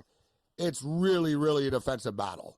Like, there's nothing easy in the paint for these dudes. It's like a football game. That's why it's so low scoring. Quick updates going on here right now. College basketball. 75-72. We got a really close one with a couple of, there's not a lot of time left here. How much time is left now? It's like under a minute. Well, no, God, 20 seconds. 18 seconds. Santa Barbara, 75-72 over Cal State Northridge in this game. What was the total of this? I bet the over of it. And did we hit it yet? No. And for the record, the Blackhawks and the Sharks, the over 1.5, that did hit. 2-0 Sharks after the first period of play, Cam. Did Celebrini score? No, he didn't get. I think Will Smith got the first, and I will check for you. God, I should have bet Will Smith. I thought about that. I love Will Smith, too. The guy's amazing. Who do we got here? Sharks. Nope. Will Smith and Graff. See Graff. Okay. All right, well, at least we hit the first period. Oh, do you have Celebrini point? He got a point on Will Smith's goal, assist. Nah, it was like minus 210. It turned me off. It was too high. And the Kings are up 1-0 on the Capitals, so Ovechkin clearly has not scored. Who do you have, Kurtz, in the hockey games? Yeah, small plays on the late games here. I have the under in the Kings Capitals. That's looking good. But unfortunately, I bet on the Blackhawks. That's not looking so good. So this looks like there's going to be a push on the late games. It's 5.5 still right now, actually, the King game. But it is minus 185. I agree with you. I was thinking about the under coming in. I didn't bet it. I got so much college basketball going on in my head here. But I'm going to get in on it, even though it's minus 185. I'll go under 5.5. For the record, it's 6.5 in the Blackhawk and the Shark game right now. You interested? Can we get the Blackhawks plus 2.5? I've already hit it, Gabe. Yeah, thanks. Yeah, exactly. I'll take the Blackhawks plus 2.5. See, if I was your drug dealer bookie, I'd call you. Hey, Cam, I got a 2.5 in game. Yeah, of course. You already got my package waiting for me. I'll see you in 5 minutes. Yeah, you know what I'm doing. I had to take him at plus 2.5. The juice was low too. But the good news for our total is we hit that first period bet, and I expect more goals in this game. We're not done yet, George. It's only a 2-goal lead. Here, the Santa Barbara and Northridge. That's what I thought. I got over 151. God, they're at 147 right now with 14 seconds left. I need some fouls here. Free throws and 3. Yeah, there's a possibility. I could get it. I could. It might. We'll see. I got my eye on it. We'll see what happens. But Kurtz, baseball season's around the corner. I know you hate the Houston Astros, but even if you hate the Astros, you can't tell me that this isn't a sweet helmet here. The old school helmet. Old school Astros. I like most of the old school stuff. Back when they played in the National League. Yeah, that's a nice helmet. I always like the logo for Houston. I used to like those rainbow uniforms they used to wear back in the day too. J.R. Richard days. And remember Cruz in the outfield. He had the big afro, and the helmet would stand on top of it. Yeah, Jose Cruz. It's like Eddie Murray. I saw a picture of Eddie. I didn't know this. Eddie Murray was actually high school teammates with Ozzie Smith in Los Angeles. Wow. And I saw a picture of him, and Eddie Murray looked the exact same. Like he looked like he was 40 years old when he was 16. Like him. I love that. He looked the same, and he had a big afro and a hat. He looked mean, and Ozzie Smith kind of looked the same. I was like, man, you guys look the same, like in 1967. Like it's bizarre. I know you like older shows, Gabe, and I've been noticing this too. People just looked older back then. Like guys who were 20 looked like they were 40. Oh, like teenagers, I watch old shows with you do. Like, you know what I mean? Like you go to put like Mannix in the shows that you like. Everything on that channel. No, but even now, if you look, I follow a lot of sites like nostalgic stuff on Twitter. And I saw a video the other day. It said high school prom in 1985.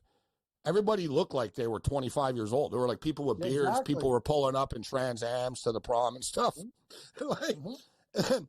That's that generation. Hockey players nowadays, and all these hockey players look like kids.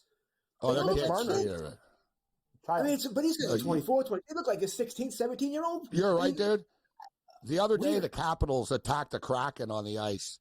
And there were a couple of kids on the ice with a Kraken. They looked scared. I was like, man, this kid looks like he's like 17 years old. And Tom Wilson's like throwing him against the boards. Like, you know what I mean?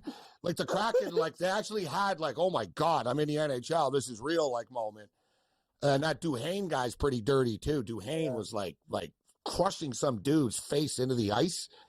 The Capitals are a dirty team. Like they'll be ready for the smash mouth of the playoffs. That team. Tom Wilson. That's what I thought. I'd be like, oh boy, there'll be a lot of fights in their games. He got his face rearranged earlier, and then he took another puck to the face and whatever, and the guy's gone for like a minute. And he comes from that guy. You can say what you want about Tom Wilson. He's a tough SOB, and his pain tolerance is impeccable. Like that guy, just nothing phases this guy. You hit him over the head with a shovel. He'll laugh at you. God, Purdue and USC. I don't think it's going to go over the number either. It's 74-71 right now. Close game. Purdue have the ball with like 3-4 seconds left, so they're about to win. USC just fouled them, but USC are going to cover the number, and it looks like the game's going to stay under the number. 74-71 with 3 seconds left in the game. Purdue going to the free throw line. Santa Barbara and Northridge are up to 148 right now with 5 seconds left. I need a 3-ball for the push on the way out. And here it is. Come on, hit the 3 on the way out. No, the team, they're the team with the ball is leading right now. I'm going to get screwed. They're going to the free throw line. It's going to get to 150. Oh, man. You win some, you lose some. SMU and Clemson, 47-45. Sean Higgs brought the game up earlier, Cam. We didn't get back to it, but he said he was on Utah State. But it should be noted, he admitted he was ice cold. His 3 and 7 in his basketball picks. The Utah State, we got a late game coming up here, guys. We got a couple of them still here. Cal Poly Slow and UC Riverside. This game should be a track meet, guys. I like the over of this game. Cal Poly Slow and Riverside. The total is 163 right now. Cal Poly Slow's offense has been on fire over the last 2 weeks. Riverside own them, and Riverside are the better team. It's up to 4.5 right now, though. It's too many points. I would almost like lean Cal Poly Slow plus the 4.5 and the over 163. Tarleton State and Cal Baptist. Look for Cal Baptist to baptize them and cover. And we'll get to UNLV and Utah State on the other side.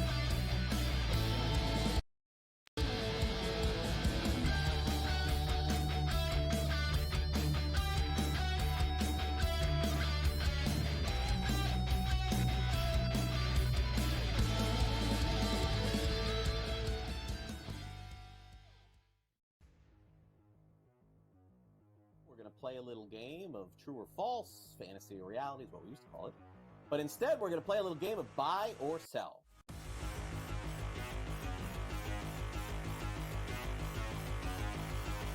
Rafael Devers had a press conference and basically said, I ain't moving off third base. I'm a third baseman. I won't play DH. I won't play anywhere else. Alex Bregman was just signed, so how's this going to work out? Buy or sell, George? Devers will start more games at third than Bregman this season. Is that a buy or sell? Yeah, Devers is a horrific third baseman. He's bad. I think he ranks dead last in the league here. I think Cora is going to talk to Devers. Apparently, they are close. Listen, you got to move, buddy. I'm sorry. You got to move. We're a better team with Bregman. I think he's dug in here, man. I don't know. I know that there was a report a few days ago that they were talking about it and sort of working things out, but I think in the end, cooler heads will prevail. But I don't know when that's going to be. I'm going to buy this. I'm going to say that Devers starts like 90 games at third base this season. And I think that'll probably be the compromise here. I think that Bregman will start some, Devers will start some. Bregman's still a Gold Glove third baseman at this stage of his career. It doesn't really add up. The other thing that happened is over the course of Big Papi's career, he moved off first base, he went to DH. And Big Papi was Devers, right? I mean, pretty similar in stature there. But Devers just seems to be really dug in on this. I think if it was going to happen, George, we would know by now. And it hasn't. We just heard that it may. So I am going to buy. I don't think Devers plays 150 at third base or even 140 or anything like that. But I do think he plays more than Bregman at third. I think that they have a compromise when they play both. Fantasy Sports Today, only on SportsGrid.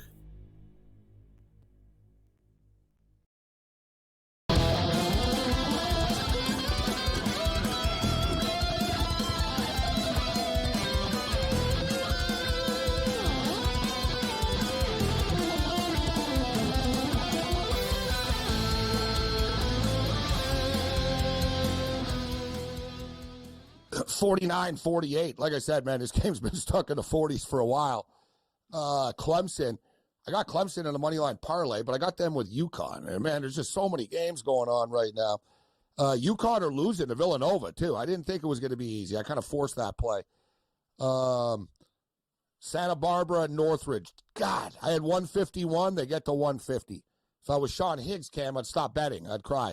I told him toughen up. I've never seen Sean. I lost by half a point a game. I'm like, what does that mean? That was yesterday. Like, we can move on. He looked like Gil from The Simpsons, like just loosening it. Oh, I've been beat down. The wife let me. And Milhouse's dad, he gets fired from the. This is a family cracker company. You know, I get to sleep in a race car. Well, I get to sleep in my bed with his wife. Yeah. It was like a combination of all Simpsons guys who've been beat down. He looked so sad, actually. Gabe, it was crazy. I told him, I go, got to keep on rolling. We got bets all the time. Everyone has hot and cold streaks. It's life. These games are all really close. Oklahoma and Kentucky, 25-23 Kentucky. 5.5 left in the first half. They're laying 5.5, 158.5 is a total. 51-50 SMU over Clemson. 5.5 left in a basketball game. 126.5 game is Clemson are minus 155 actually on the money line. Kansas and Arizona is a really good one. They're going back and forth. Kansas went on a run to start the second half. Arizona are trying to hold them off. It's 65-63. This game is in Kansas City. 65-63 for the Arizona Wildcats right now. In-game total is 162.5. Nova are down 5 are up 5 at the break on UConn. UConn down 5. 36-31. The game is a pick 'em. Minus 115 on both sides. Total 138.5. Another close one. It just came to an end. Middle Tennessee just beat Louisiana Tech 65-62. And East Carolina and UTSA 55-53. I mean, these games are so degen, even I don't have money on that one. UTSA and East Carolina. Man, like every game is a 2-point game. It's tight. Like this is wild stuff. Like it sort of leans like you're like, man, I'll just sort of I'm leaning with the underdogs then. All right, so just quickly, games coming up right now. They all tip off later than they're supposed to because they're all on courts where there's games going on, etc. And they need a 30-minute window in between the two games. Riverside and Cal Poly Slow coming up. Like Cam said, Cal Poly Slow are super hot.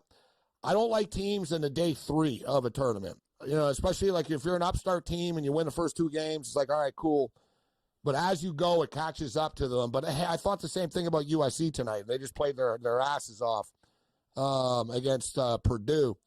So, you know what? I'll lean with the Cal Poly Slow. Yeah, plus 4.5. We'll get it up to 5. We'll go over to 163. Tarleton State and Cal Baptist. I think Baptist cover the number against Tarleton. They're not very good, Tarleton State. So it's 5.5 for a reason. And then UNLV and Utah State, guys, that's the big one, Cam, tonight. UNLV, I've been talking a lot about them over the last couple of weeks. You bet them a couple of times. Yes, I bet against them, and I paid the price. They beat San Diego State. They beat Nevada. They've been very competitive. They're now 8-3 outright straight up in their last 11 basketball games. The UNLV Running Rebels are. So they're playing their best basketball of the season. Utah State are better than they are, but you look at the games that they played this year. UNLV beat them in Las Vegas earlier this year, 65-62. And then they went to Utah State, and they lost by 5 only on the road. Now we're getting 8 points in Vegas on their home court tonight. I'm going to go with the UNLV Running Rebels tonight, Kim. I'm worried, Gabe, because I thought that line would be like 5. And you said it, the game's in. Yeah, I like UNLV too. I've been riding them during this hot streak, but why? You said it. They played them tight with a tight loss on the road and beat this team. Yet it's 8, and it's in their backyard. I think that line's a little bit weird, but hey, I'm a fish. Got the hooks in me. I like UNLV too. I've been riding this team. They're hot. UNLV plus the points. So, Kurtz, I showed you the Houston one. I got 3 of them at once. Buddy was selling a 3-pack. Look at this. Nice old school, huh? Montreal Expos, baby. So that brings back memories. Probably like that one better than the Houston one. I like the colors and stuff like that. Yes. This one, what about this? I'm impartial. I'm neutral on this one. I'm like, oh, whatever. Yeah. It came with the 3. It came with the set, you know? I mean, it's old school. It's a solid Chicago Cubs, cat. What are you going to do? I like the others better because they're more colorful, but it's a traditional helmet. No issues with it. Yeah, you know, this is, to me, this is the Cubs. When I think of the Cubs, exactly. This is the Cubs. You know what these are? They're technically the 70s vintage series, right? That's what they're calling them. They don't remake them. They do, actually. I got a Dodger one new. Yeah, it's the Ryan Sandberg days here. It's for Degenerates. Be a lot of ice cream.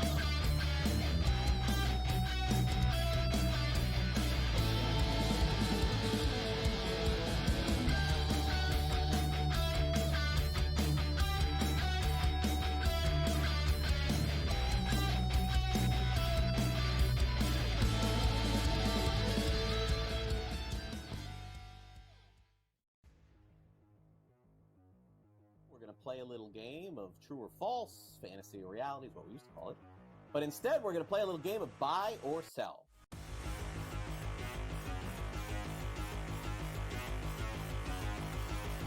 Rafael Devers had a press conference and basically said, I ain't moving off third base. I'm a third baseman. I won't play DH. I won't play anywhere else. Alex Bregman was just signed, so how's this going to work out? Buy or sell, George? Devers will start more games at third than Bregman this season. Is that a buy or sell? Yeah, Devers is a horrific third baseman. He's bad. I think he ranks dead last in the league here. I think Cora is going to talk to Devers. Apparently, they are close. Listen, you got to move, buddy. I'm sorry. You got to move. We're a better team with breaking it. I think he's dug in here, man. I don't know. I know that there was a report a few days ago that they were talking about it and sort of working things out, but I think in the end, cooler heads will prevail. But I don't know when that's going to be. I'm going to buy this. I'm going to say that Devers starts like 90 games at third base this season. And I think that'll probably be the compromise here. I think that Bregman will start some, Devers will start some. Bregman's still a Gold Glove third baseman at this stage of his career. It doesn't really add up. The other thing that happened is over the course of Big Papi's career, he moved off first base, he went to DH, and Big Papi was Devers, right? I mean, pretty similar in stature there. But Devers just seems to be really dug in on this. I think if it was going to happen, George, we would know by now. And it hasn't. We just heard that it may. So I am going to buy. I don't think Devers plays 150 at third base or even 140 or anything like that. But I do think he plays more than Bregman at third. I think that they have a compromise where they play both. Fantasy Sports Today, only on SportsGrid.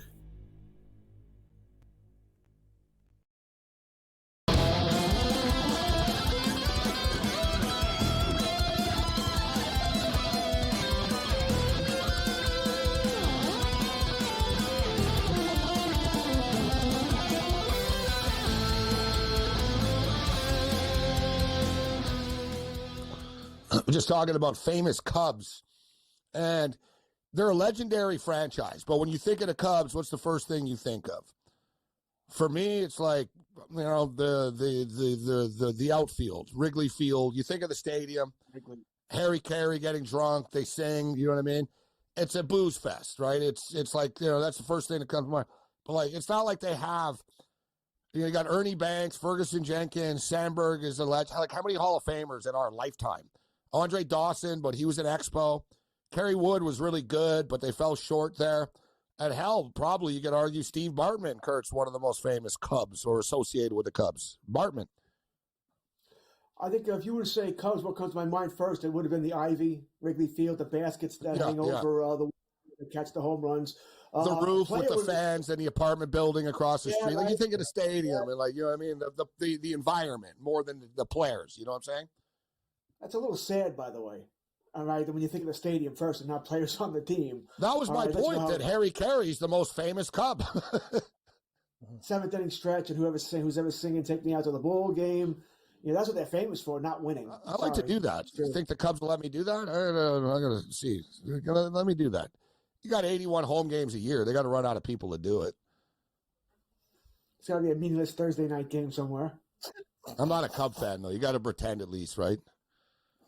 Yeah, you got, or at least extremely, or at least not an anti-Cub fan.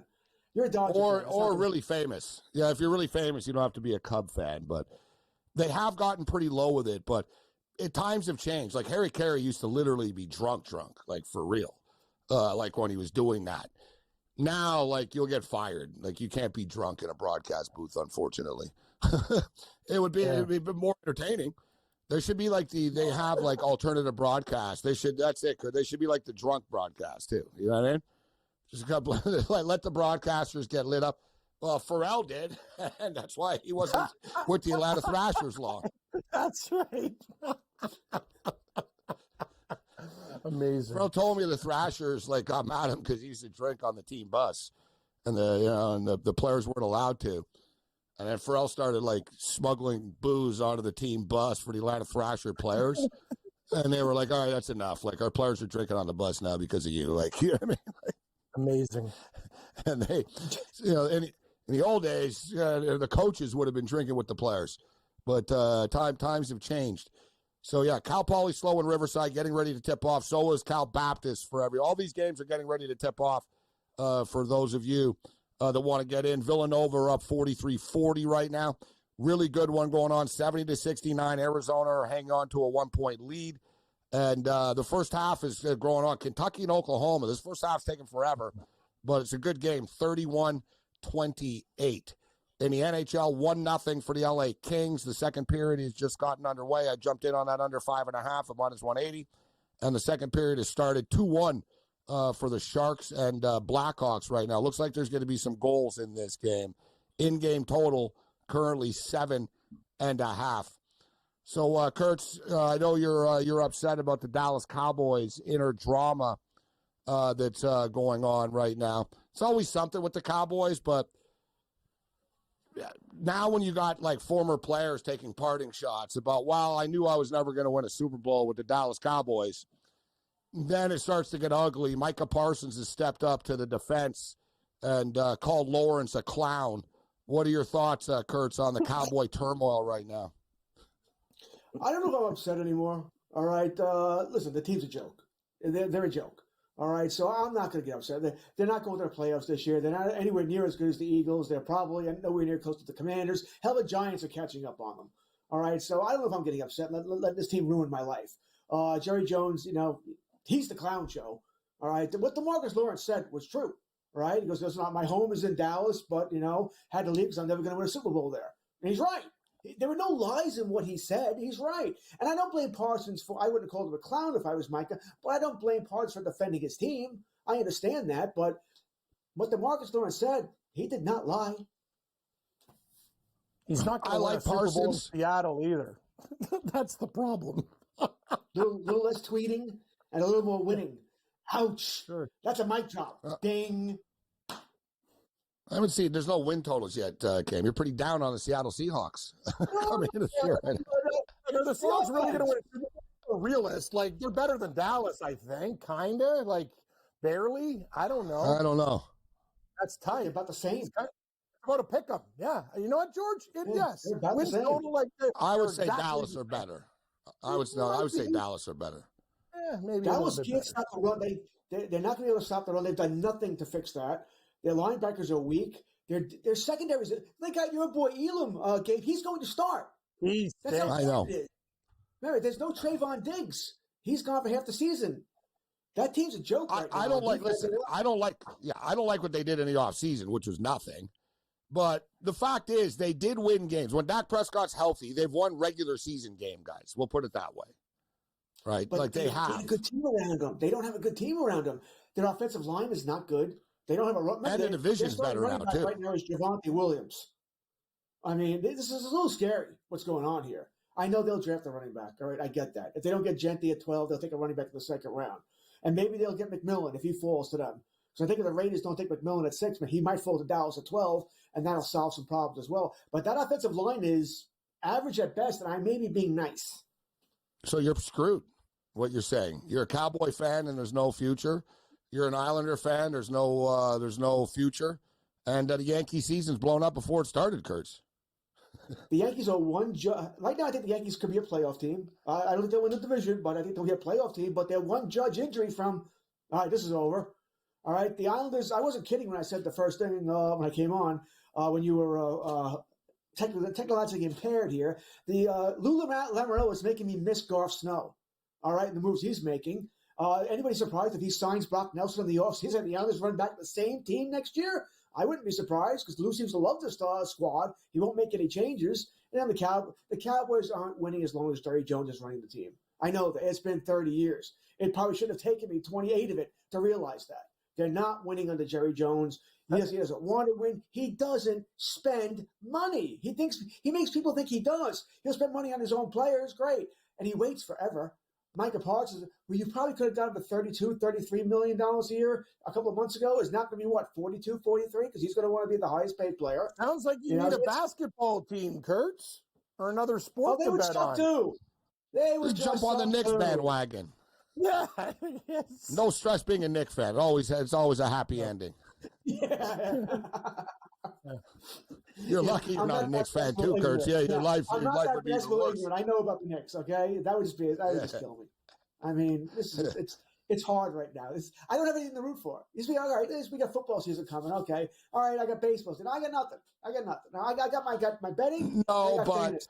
That's all I got. It's not like you're a. It's not like I was thinking. Who's the worst team in baseball? White Sox. They're not White Sox. Yeah, it's not like you're a White Sox fan. Thank you. Yeah, it's not like you're a White Sox fan. For a wild card, I think they'll compete for a wild card. Listen, if they stay healthy, huge if, they'll be fine. But anyone really think Max Fried's making 30-plus starts or that Marcus Stroman's going to be good all year long? Anyone really think this? I mean, Judge has been healthy, I think, 2 of the last 3 years. The only injury he had was the freak one in your ballpark there. So, the game I was at. Yeah, thanks. Thanks a lot, Gabe. The last time the Yankees didn't make the playoffs was that season because he missed 50 games or whatever it was. If Goldschmidt hits, if Bellinger hits, if Dominguez ends up being a good player here, Austin Wells and Volpe take that next step, they'll hit better than they did last year. Last year, that whole office was Soto and Judge. That's it. Nobody else.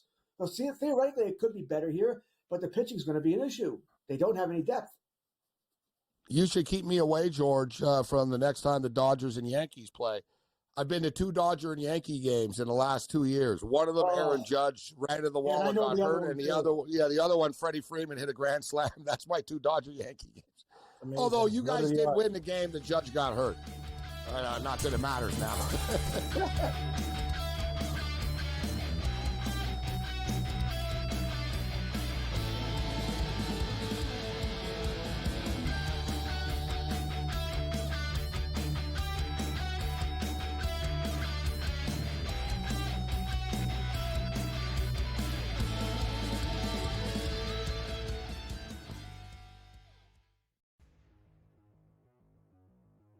Play a little game of true or false, fantasy or reality is what we used to call it. But instead, we're going to play a little game of buy or sell.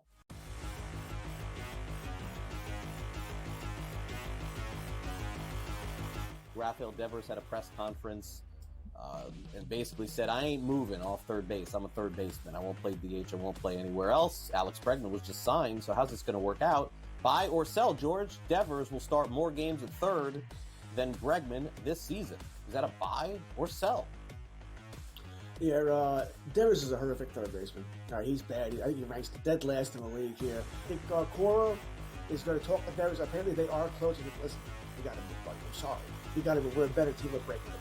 I think he's dug in here, man. I don't know. I know that there was a report a few days ago that they were talking about it and sort of working things out, but I think in the end, cooler heads will prevail. But I don't know when that's going to be. I'm going to buy this. I'm going to say that Devers starts like 90 games at third base this season. And I think that'll probably be the compromise here. I think that Bregman will start some, Devers will start some. Bregman's still a Gold Glove third baseman at this stage of his career. It doesn't really add up. The other thing that happened is over the course of Big Papi's career, he moved off first base, he went to DH, and Big Papi was Devers, right? I mean, pretty similar in stature there. But Devers just seems to be really dug in on this. I think if it was going to happen, George, we would know by now. And it hasn't. We just heard that it may. So I am going to buy. I don't think Devers plays 150 at third base or even 140 or anything like that. But I do think he plays more than Bregman at third. I think that they have a compromise when they play both. Fantasy Sports Today, only on SportsGrid.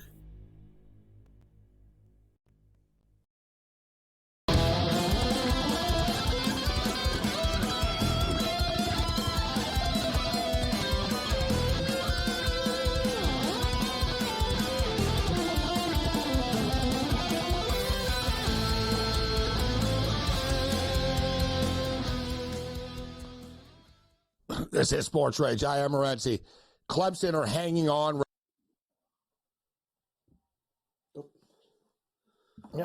Yeah. Clemson. We got a little scoreboard action here. We got a lot of Gabe was talking about a closest game, like Middle Tennessee and Louisiana Tech, 66-64. We got 21 seconds left in overtime. Texas, San Antonio, East Carolina, another tight one, 62-61 for the East Carolina Pirates. Villanova up 2 on Connecticut. This is nuts. Says 46-44, 12 minutes and 20 seconds left in that game. Tarleton State and Cal Baptist just tipping off. What else do we got here? We got the San Jose Sharks up on the Blackhawks 2-1, George. So that plus 2.5 looks pretty.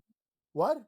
Who? I need a goal, Cam. I need a goal. Oh, no. You need a lot of things, but I'm just saying that 2.5. At least they got a goal, and the Kings are still up 1-0.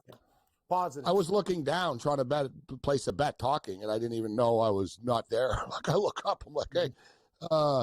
See, I'm jumping in right now. I didn't get in on the UNLV +8. I missed the tip-off, but they're getting 10.5 right now, so even better. And they're losing 8-3 early, so you're getting 10.5 points in this game. We're going to jump in on this. So, like I said, Tarleton and Cal Baptist going off the board. We're going to lay the points with Cal Baptist. The Cal Poly and Riverside game should be a track meet, guys. Cal Poly's offense is smoking hot right now. So we're gonna go with the over in this game. We'll take the points with Cal Poly slow, and that's it for our. That's it as far as college basketball games going off the board. Well, we got a bunch of games. We'll have more in game for you. Man, this game just won't end, guys. They're diving for loose balls with like 2 seconds left. It's a 2-point game. I think it's going to be Clemson's ball, but I'm not positive. So, Kurtz, baseball starts like on Tuesday. What are we're gonna have to get some of your best bets on Monday. We'll have to do like a baseball special of future best bets. But what have you started to get in right now so far? Well, sort of the Dodgers and Cubs. The Dodgers should win Game 1, right? I think it's gonna be a low-scoring game. We're discussing that, so I'll take the under 8.5 there pretty easily. I'll be on the Dodgers. Probably just take them on the money line. I don't know if I'm going to play with the run line there. And as much as I want to take some home run props and stuff like that, probably going to leave it alone here. Maybe take an Ohtani to get more than a base and a half there, 2+ bases. I can see myself doing that. What about season props, though? That's what I'm talking about. Not Game 1. Well, like I said, American League East. I was on Boston. I put in money on Toronto as well. Don't think it'll be the Yankees here. I'm on Kansas City to win the Central, Texas to win the West there. And as far as the National League goes, Atlanta, Cincinnati Reds, and of course the Dodgers there. Not making any money on the Dodgers. I did bet the Dodgers and Phillies in a parlay to win their division. There's a prop I see right now: the Dodgers to win 110 or more games this year, +275. Their win total is 103.5. You think they can get to 110? That's a lot of games. I already got about 103.5. I lost on it last year here. I'm thinking about there's a prop you can find on some books for them to set the record. Was it 117, 118? If I'm going to do 110, I might as well just go for the record here, see if they can set that. You're getting a better number.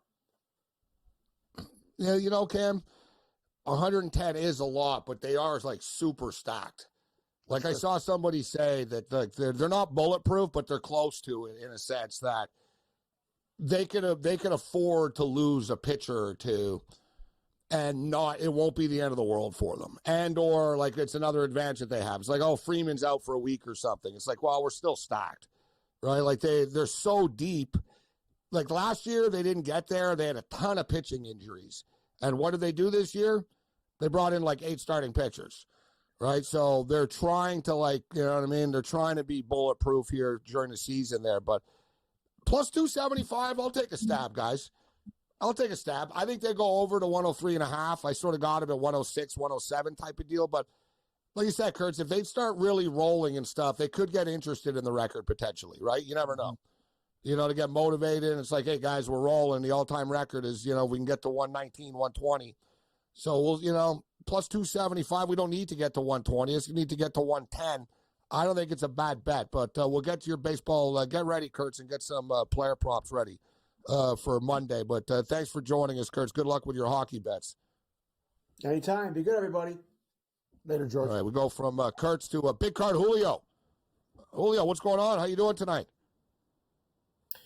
Gentlemen, it's the best time of year. I remember being in Vegas 7 years ago for the WAC tournament and thinking to myself, hey, conference tournament, far better than the NCAAs. It's just sad. We've got a couple weeks left of volume of games. Yeah, this is as good as it gets, as you stated, when it comes to betting on these on college basketball. So you're familiar with some of these schools, Julio. What do you think about the Tarleton State and Cal Baptist game coming up here? I like Cal Baptist. Was the last I checked a couple of moments ago was 5.5. Willing to take a shot with the Lancers in that last game of the WAC tournament. And Riverside, I've got them in my card minus 4.5 against Cal Poly Slow. Not to be confused with Cal Poly Tech. Yeah, there's a lot of it's easy to get confused now. There's no doubt, but we're gonna go with Cal Poly Slow here. I don't like getting in front of Riverside. I respect Riverside, but we've been riding Cal Poly all week on the program. Their offense just keeps lighting it up. I like the over 163 in that game. Excuse me, I'm putting these bets in on the fly here, man. I got so many of them. Every game, Gabe, like they're tied. Tomorrow, Middle Tennessee, 66-66. SMU, Clemson up 2, 56-54. Like every friggin' game is within a basket of each other or tied, except for the SMU, Kansas and Arizona. And Arizona's only up 7. This is nuts. Every game. Oh yeah. Yeah, man. Teasers, underdog teaser players are killing it, Cam. People are up to sharps. Oh, you can't play college basketball teasers. Guys are killing it right now. Like, exactly. Underdog teasers, these guys are think about it. Seriously, if you did that, just hypothetically, guys, let's say 5-point teaser, because they don't do 7, so it's 5.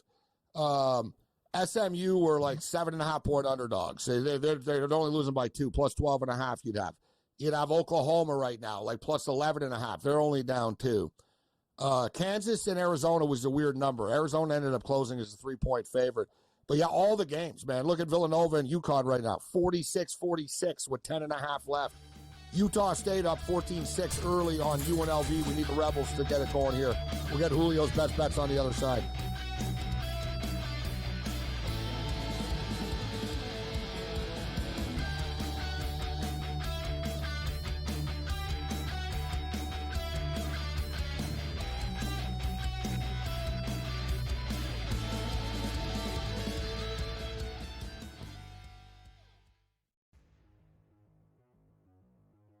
Play a little game of true or false, fantasy or reality is what we used to call it. But instead, we're going to play a little game of buy or sell.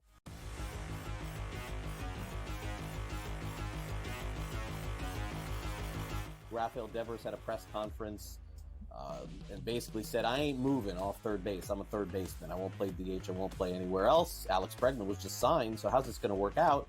Buy or sell, George? Devers will start more games at third than Bregman this season. Is that a buy or sell? Yeah, Devers is a horrific third baseman. All right, he's bad. I think he ranks dead last in the league here. I think Cora is going to talk to Devers. Apparently, they are close. Listen, we got to move, buddy. I'm sorry. We got to move. We're a better team with Bregman. I think he's dug in here, man. I don't know. I know that there was a report a few days ago that they were talking about it and sort of working things out, but I think in the end, cooler heads will prevail. But I don't know when that's going to be. I'm going to buy this. I'm going to say that Devers starts like 90 games at third base this season. And I think that'll probably be the compromise here. I think that Bregman will start some, Devers will start some. Bregman's still a Gold Glove third baseman at this stage of his career. It doesn't really add up. The other thing that happened is over the course of Big Papi's career, he moved off first base, he went to DH. And Big Papi was Devers, right? I mean, pretty similar in stature there. But Devers just seems to be really dug in on this. I think if it was going to happen, George, we would know by now. And it hasn't. We just heard that it may. So I am going to buy. I don't think Devers plays 150 at third base or even 140 or anything like that. But I do think he plays more than Bregman at third. I think that they have a compromise where they play both. Fantasy Sports Today, only on SportsGrid.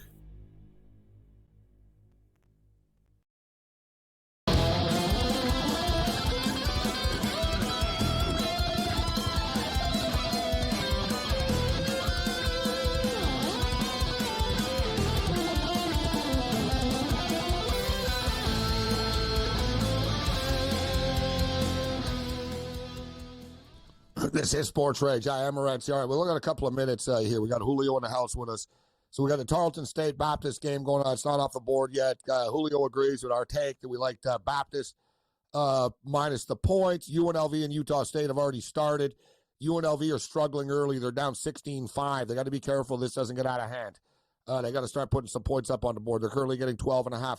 Julio, full slate in the morning tomorrow. Really fun game. These Illinois overs have just been cashing in. Our boy Greg Sussman from SportsGrid here is a Maryland Terrapin, big Terp fan. And I was speaking to him today about the basketball and the tournaments coming up. And I didn't realize, Cam, you're going to like this. Instead of the Fab Five, they're called the Crab Five. Crab Five.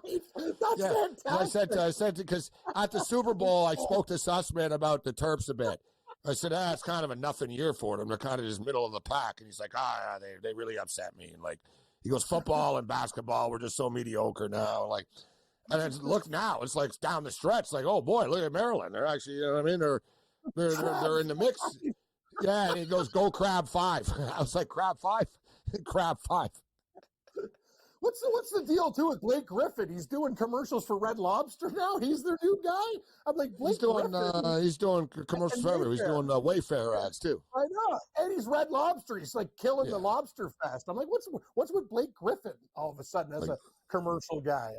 He's got a good agent. Blake Griffin's also going to be one of the analysts or hosts of Amazon's NBA stuff. Really? Like Blake Griffin's post-NBA career is taking off now. He's got commercials. Oh. Yeah, he's going to be an analyst on Amazon. And, he's got it going on. All right, so Illinois and Maryland tomorrow, guys, 159. I'm betting the over, Julio, but what are you looking at tomorrow with all these games tomorrow? We got some big ones.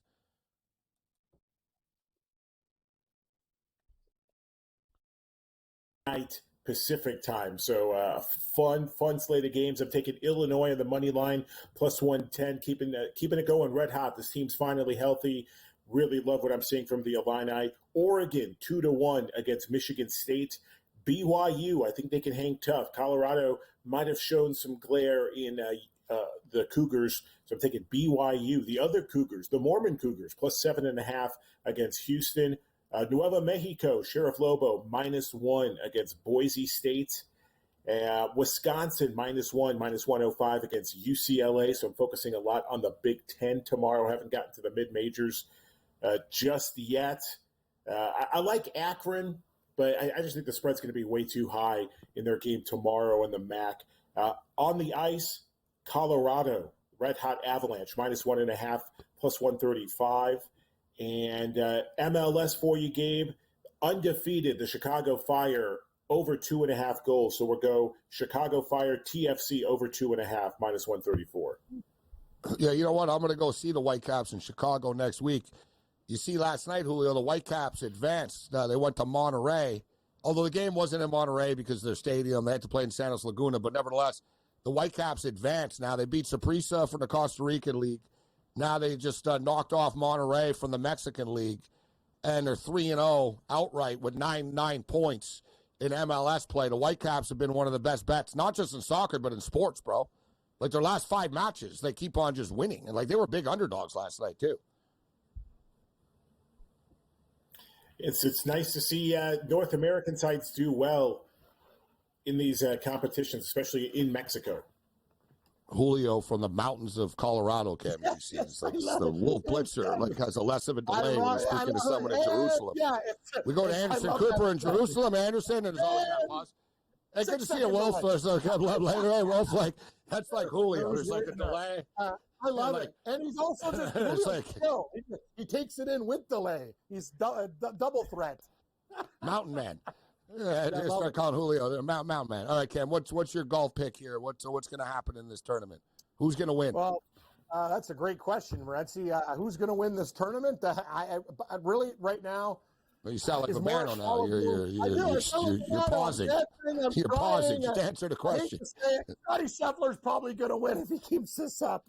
I'm going to say Rory. I almost want to jump in on Rory. I will say Rory always screws it up, though. I know he's going to have a. He's made so many things today. He was behind trees and stuff. He hit magic shots. He can't do that all the time. It was his best scrambling round I've seen in years. He plays with fire. That guy a lot. All right, thanks to Tommy and Master Control. Cam, good to see you, Julio. Thanks to all of our guests. We'll be back with the free show tomorrow. A lot of basketball rolling on once again tomorrow. Countdown to baseball and first pitch is rapidly approaching as well. Other than that, you're on your own. Later.